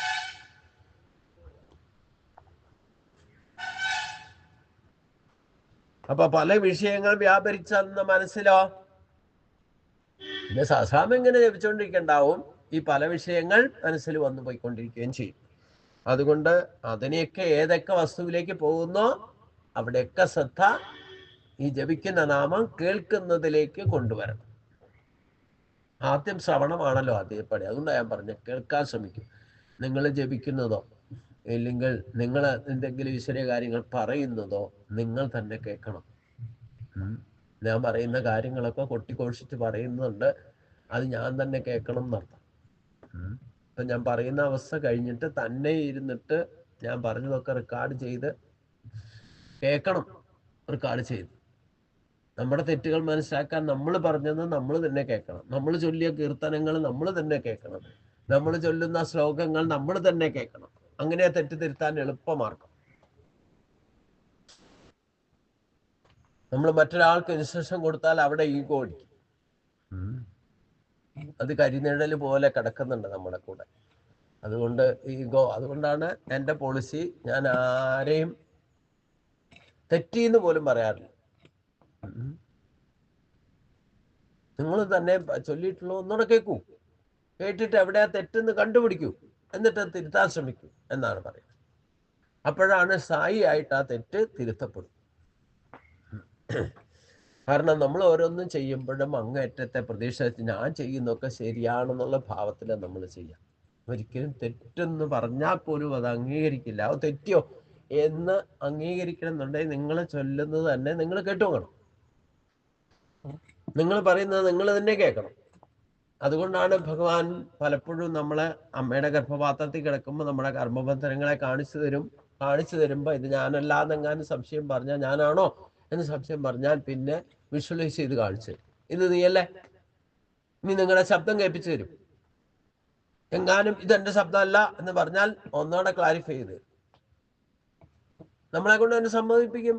ഇതെന്റെ ശബ്ദമാ, ഇത് ഞാൻ ചെയ്തതാ, ഇത് ഞാൻ തന്നെയാ എന്ന് തന്നെ തിരിച്ചറിവുണ്ടാക്കി തരും. അങ്ങനെയൊക്കെ ബോധം ഉണ്ടാക്കിയിട്ട് അങ്ങോട്ട് വിടണത്. പക്ഷെ ഇവിടെ വരുമ്പോഴത്തേനൊക്കെ തലതിരിഞ്ഞായിപ്പോ. അതാണ് കുഴപ്പം. അതുകൊണ്ട് ഹേ അർജുന, മനസ്സിനെ എന്നിൽ തന്നെ ഉറപ്പിച്ചു നിർത്തുക. സ്ഥിരമായിട്ട് ഉറപ്പിച്ചു നിർത്താൻ നീ ശക്തനല്ല എങ്കിൽ അഭ്യാസ യോഗം കൊണ്ട് ശ്രമിക്കണം കേട്ടോ. വല്ലപ്പോഴും ചെയ്താൽ പോരാ. ദിവസവും അതിനായിക്കൊണ്ട് കുറച്ച് സമയം കൃത്യനിഷ്ഠയും ഭക്തിയും വിവേചന ശക്തിയായിട്ട് അത് തുടരെ തുടരെ ശ്രമിക്കണം. ഇനി അത് സാധ്യമല്ല എന്ന് പറയും. നമ്മുടെ മനസ്സൊക്കെ മനസ്സിലാക്കിയിട്ട് മനുഷ്യന്റെ ഗതിവിഗതികൾ മനസ്സിലാക്കിയിട്ടാണ് ഭഗവാൻ പറയുന്നത്. അതുകൊണ്ട് എനിക്ക് ഈ അഭ്യാസം ചെയ്യാനും പറ്റില്ല എന്ന് പറയുന്നവരുണ്ടാവും. അങ്ങനെയുള്ളവർക്ക് വേണ്ടിയിട്ട് പറയാണ്, അഭ്യാസേ അഭി അസമർത്ഥോസി മത്കർമ്മ ഭരമോ ഭവ മദർത്ഥം അഭികർമാണി കുർവൻ സിദ്ധിം അഭാസസി. അഭ്യാസേ അഭി അസമർത്ഥോസി എന്ന് പറഞ്ഞാൽ ഈ അഭ്യാസം ചെയ്യാനും തുടരെ തുടരെ ശ്രമിക്കാനും നീ സമർത്ഥനല്ല എങ്കിൽ നമുക്ക് ഒന്നും നിനക്ക് പറ്റില്ല എന്നുണ്ടെങ്കിൽ മറ്റൊന്നും ചെയ്യാൻ ഭഗവാൻ പറയുന്നുണ്ട്. നമുക്ക് കേൾക്കുമ്പോൾ തോന്നും, ഓ അതിലേ എളുപ്പം ഇതാട്ടോ എന്ന് തോന്നും. ഇനി അഭ്യാസം ചെയ്യല് വല്ലപ്പോഴും ദിവസവും ശ്രമിച്ചാൽ മതിയല്ലോ എന്ന് വിചാരിച്ചുകൊണ്ടിരിക്കുമ്പോഴാണ് പിന്നെ ഭഗവാൻ പറയണത്, ഈ അഭ്യാസം ചെയ്യാനും നിനക്ക് പറ്റില്ല എങ്കിൽ പിന്നെന്താ വഴി? അങ്ങനെയുണ്ടല്ലോ, ദിവസവും നിത്യനൈമിത്യ കർമ്മത്തിൽ ഈ തുടരെ ചെയ്ത കാര്യം റെപ്പിറ്റേഷൻ ചെയ്യാനൊന്നും എന്നെ കൊണ്ട് പറ്റില്ല എന്ന് പറയുന്നവരും ഉണ്ടല്ലോ, നമ്മുടെ കൂട്ടത്തിൽ തന്നെയുണ്ട്. ഏതെങ്കിലും തരത്തിൽ ചെയ്യില്ല, ഇല്ലെങ്കിൽ ചെയ്യാൻ പറ്റില്ല എന്ന് പറയാൻ അതിന് പല കാരണങ്ങൾ നമ്മൾ കണ്ടെത്തി പറയും. ഒന്നുകിൽ ശരീരം കൊണ്ട് പറ്റില്ല, ഇല്ലെങ്കിൽ പ്രാരാബ്ധം കാരണം പറ്റില്ല, ഓരോ കാരണങ്ങൾ ഇങ്ങനെ കണ്ടെത്തി പറയും. നമ്മൾ മിടുക്കന്മാരാണ്, എവിടെയെങ്കിലും ചാരി നിന്നുകൊണ്ട് വർത്താനം പറയുള്ളൂ, അല്ലേ? ഭഗവാന്റെ പുരാണം വായിച്ചിരുന്നാലും വായിക്കാനും ഒന്ന് ചാരിയിരിക്കണം എന്ന് തോന്നും, അല്ലേ? എവിടെയെങ്കിലും ചാരിയിരിക്കണം, നട്ടൽ തന്നേക്കണം, നിവർത്തിയിരിക്കാനാ. പക്ഷെ അപ്പോഴും എവിടെയെങ്കിലും കൊണ്ട് ചാരണം എന്ന് പറഞ്ഞ പോലെ നമുക്കുണ്ടാകുന്ന ന്യായാന്യായങ്ങളിലൂടെ നമ്മുടെ ചിന്ത, വാക്ക്, പ്രവൃത്തിയില് നമ്മുടെ തീരുമാനങ്ങളൊക്കെ നമ്മൾ ഏത് തരത്തിലും ന്യായീകരിക്കും. അവിടെ കൂർമ്മബുദ്ധിയൊക്കെ പ്രവർത്തിക്കും. ഞാൻ ഇന്നതുകൊണ്ടാണ് ഇങ്ങനെ വിചാരിച്ച്, ഞാൻ ഇങ്ങനെ കൊണ്ടാണ് ഇങ്ങനെ ചെയ്തത്, ഞാൻ ഇന്നത് വിചാരിച്ചിട്ടാണ് ഇങ്ങനെ പറഞ്ഞത് എന്നൊക്കെ പറഞ്ഞിട്ട് ന്യായാന്യായങ്ങളെ കൊണ്ട് അതിനെ സമ്പുഷ്ടമാക്കും, അതിനെ പോഷിപ്പിക്കാൻ ശ്രമിക്കും. അപ്പൊ അതുകൊണ്ടാണ് ഭഗവാൻ പറഞ്ഞത്, നീ അഭ്യാസം ചെയ്യാനും മിടുക്കനല്ല എങ്കിൽ, അത് അനുഷ്ഠിക്കുന്നതിന് നീ സമർത്ഥനല്ല എങ്കിൽ എനിക്ക് വേണ്ടിയിട്ട് കർമ്മങ്ങൾ ചെയ്യുന്നവനായി തീരുക. എനിക്ക് വേണ്ടിയിട്ട് കർമ്മങ്ങൾ ചെയ്യുക, നിമിത്തം മാത്രം സവ്യസാചിൻ, എന്നാലും നിനക്ക് പരമോദം പ്രാപിക്കാന്ന് പറഞ്ഞു. മത്കർമ്മ പരമ എന്നതിന് ഭക്തിപ്രീതിക്കായിട്ട്, ഭഗവത് പ്രീതിക്കായിട്ടുള്ള കർമ്മങ്ങൾ ചെയ്യുന്നവനാകണം എന്ന് വ്യാഖ്യാനിക്കപ്പെടുന്നുണ്ട്. എല്ലാ കർമ്മങ്ങളും എന്നാ പറയുന്നത് ഭഗവത് അർപ്പണമായിട്ട് ചെയ്യാൻ സാധിച്ചാൽ. അപ്പൊ നിത്യയുക്തമായിട്ട് ഈ പറയുന്ന അതിനായിട്ടുള്ള അഭ്യാസം ഒന്നും പറ്റാത്തവർക്ക് ജനിച്ചാൽ മരണം വരെ അനങ്ങാതിരിക്കാൻ പറ്റില്ല എന്ന് ഭഗവാൻ പറഞ്ഞല്ലോ. പ്രകൃതി ഗുണങ്ങളെ കൊണ്ട് തന്നെ നമ്മൾ എന്തെങ്കിലും ചെയ്യാതിരിക്കാൻ സാധ്യമല്ല. അപ്പൊ ആ ചെയ്യുന്ന കർമ്മങ്ങളൊക്കെ എനിക്കായിക്കൊണ്ടുള്ള അർപ്പണമായിക്കൊണ്ട് ചെയ്യാം. അത് എളുപ്പമാണെന്ന് തോന്നേ. എന്നാ പിന്നെ അഭ്യാസം ചെയ്യുന്നതിൽ എളുപ്പമാണല്ലോ, എന്ത് ചെയ്താലും ഭഗവാൻ ഉള്ള അർപ്പണമായിട്ട് കർമ്മം ചെയ്താൽ മതി.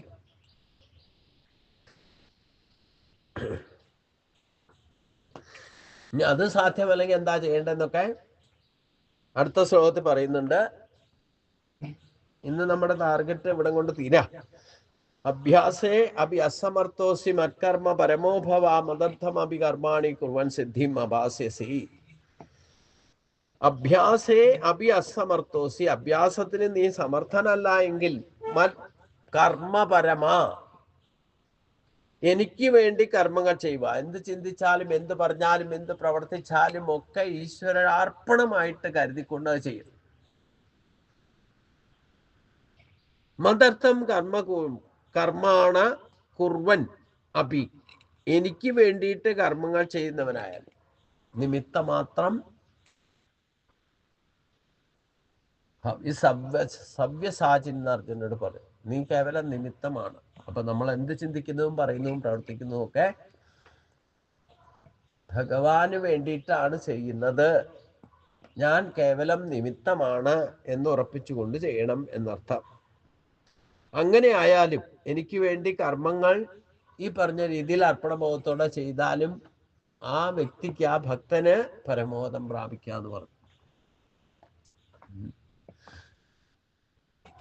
ഈ നിരന്തരമായിട്ടുള്ള അഭ്യാസമൊന്നും പറ്റാത്തവർക്ക് എന്ത് ചിന്തിച്ചാലും, എന്ത് പറഞ്ഞാലും, എന്ത് പ്രവർത്തിച്ചാലും അതൊക്കെ ഭഗവത് അർപ്പണമായിക്കൊണ്ട് ചെയ്യാൻ സാധിച്ചാൽ അതും പരമപദത്തിലേക്ക് നയിക്കുന്നതാണ് ഭഗവാൻ പറഞ്ഞത്. ഇനി അതും പറ്റില്ല എന്നുള്ളതുകൊണ്ട് അല്ലേ, കാരണം നമ്മളൊന്ന് ചെയ്യുമ്പോൾ മറ്റൊന്നിനെ പറ്റി ചിന്തിക്കുന്ന ആളാ. അപ്പോൾ എന്ത് ചെയ്യുന്നതും അത് ഈശ്വരാർപ്പണമായിട്ട് കരുതിക്കൊണ്ട് ചെയ്യാന്ന് പറയുന്നതും പറയാൻ എളുപ്പ, കേൾക്കാനും എളുപ്പ. പ്രവൃത്തിയിൽ വരുമ്പോഴാണ് നമ്മൾ സഹസ്രാമം ജപിക്കുന്നത് വരെ അത് പൂർണ്ണമായിട്ട് നമ്മൾ കേൾക്കാറുണ്ടോ ഒന്ന് നോക്കി നോക്കൂ. നിങ്ങൾ ഈ 1000 നാമങ്ങൾ ജപിക്കുന്ന സമയത്ത് നിങ്ങൾ പൂർണ്ണമായിട്ട് 1000 നാമങ്ങളും ശ്രദ്ധയോടെ കേൾക്കുന്നുണ്ടോ? ജപം എന്ന് പറയുന്നത് ഈശ്വരന് വേണ്ടിയിട്ട് അർപ്പണബോധത്തോടെയാണ് നാം ചെയ്യുന്നുള്ള ഭാവത്തിൽ നമ്മൾ ജപിക്കുന്ന നാമം ഈശ്വരന് വേണ്ടിയിട്ടാണ് ഞാൻ കേൾക്കുന്നത് എന്ന ഭാവത്തിൽ കേൾക്കാൻ പറ്റുമോ?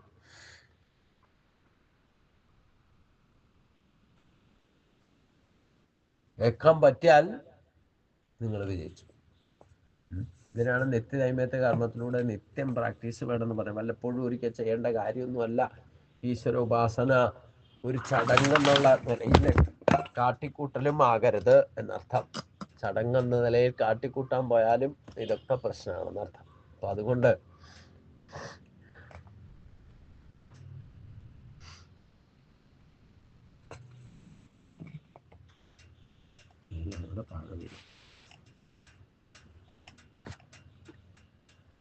അപ്പോ ശ്രദ്ധയില്ലാതെ ചെയ്താൽ കാട്ടിക്കൂട്ടലാവും. അതാണ് കുഴപ്പം. അതുകൊണ്ട് അങ്ങനെ ആയിരിക്കരുത്.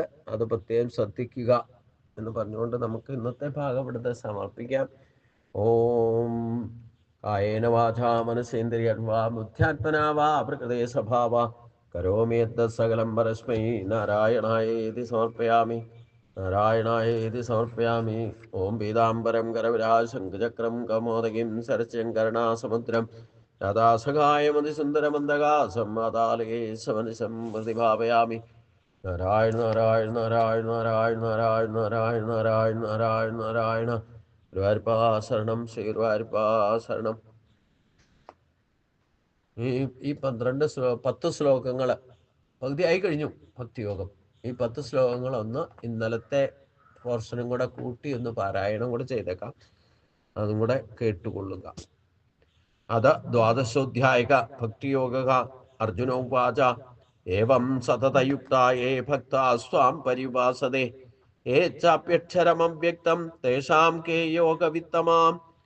ശ്രീഭഗവാനുവാച മയ്യാവേശമനോ യേ മാം നിത്യയുക്താ ഉപാസതേ ശ്രദ്ധയാ പരയോപേത തേ മേ യുക്തതമാമതാം. യേ ത്വക്ഷരമനിർദ്ദേശ്യം അവ്യക്തം പരിവാസതേ സർവത്ര ഗമചിന്യം ച കൂടസ്ഥമജലം ധ്രുവം സംനിയമ്യേന്ദ്രിയഗ്രാമം സർവത്ര സമബുദ്ധയാ തേ പ്രാപ്നുവന്തി മാമേവ സർവഭൂതഹിതേ രതാം. ക്ലേശോ അധികതരസ്തേഷാം അവ്യക്താസ്തചേതസാം അവ്യക്താഖിഗതിർദുഃഖം ദേഹവിർ അഭിരവ്യാപ്യതേ. ഏതു സർവാണി കർമാണി മയി സന്യസ്യ മൽപര അനന്യേനൈവ യോഗേന മാം ധ്യായന്ത ഉപാസതേ തേഷാമഹം സമുദ്ധർത്ത മൃത്യുസംസാരസാഗരാൽ ഭവാമി നാച്ചിരാർപാർത്ഥ മയ്യാവേശിതചേതസാം മയ്യേവ മന ആദൽസ്വ മയി ബുദ്ധിം നിവസസ്യസി മയ്യേവ അധ ഊർധ്വം ന സംശയ അധ ചിത്തം സമാധാതും ന ശക്നോഷി മയി സ്ഥിരം അഭ്യാസയോഗേന തതോ മാമിച്ഛാബ്ദം ധനഞ്ജയ. അഭ്യാസേ അഭ്യാസമർത്ഥോസി മൽക്കർമ്മ പരമോ ഭവ മദർത്ഥമമി കർമാണി കുർവൻ സിദ്ധിം മവാസ്യസി അഥൈതമഭ്യസക്തോസി. 10 ശ്ലോകങ്ങളാണ് ചൊല്ലേണ്ടത്. ഇത് സർവത്ര ഗോവിന്ദനാമ സങ്കീർത്തനം. ഗോവിന്ദ ഹരി ഗോവിന്ദ.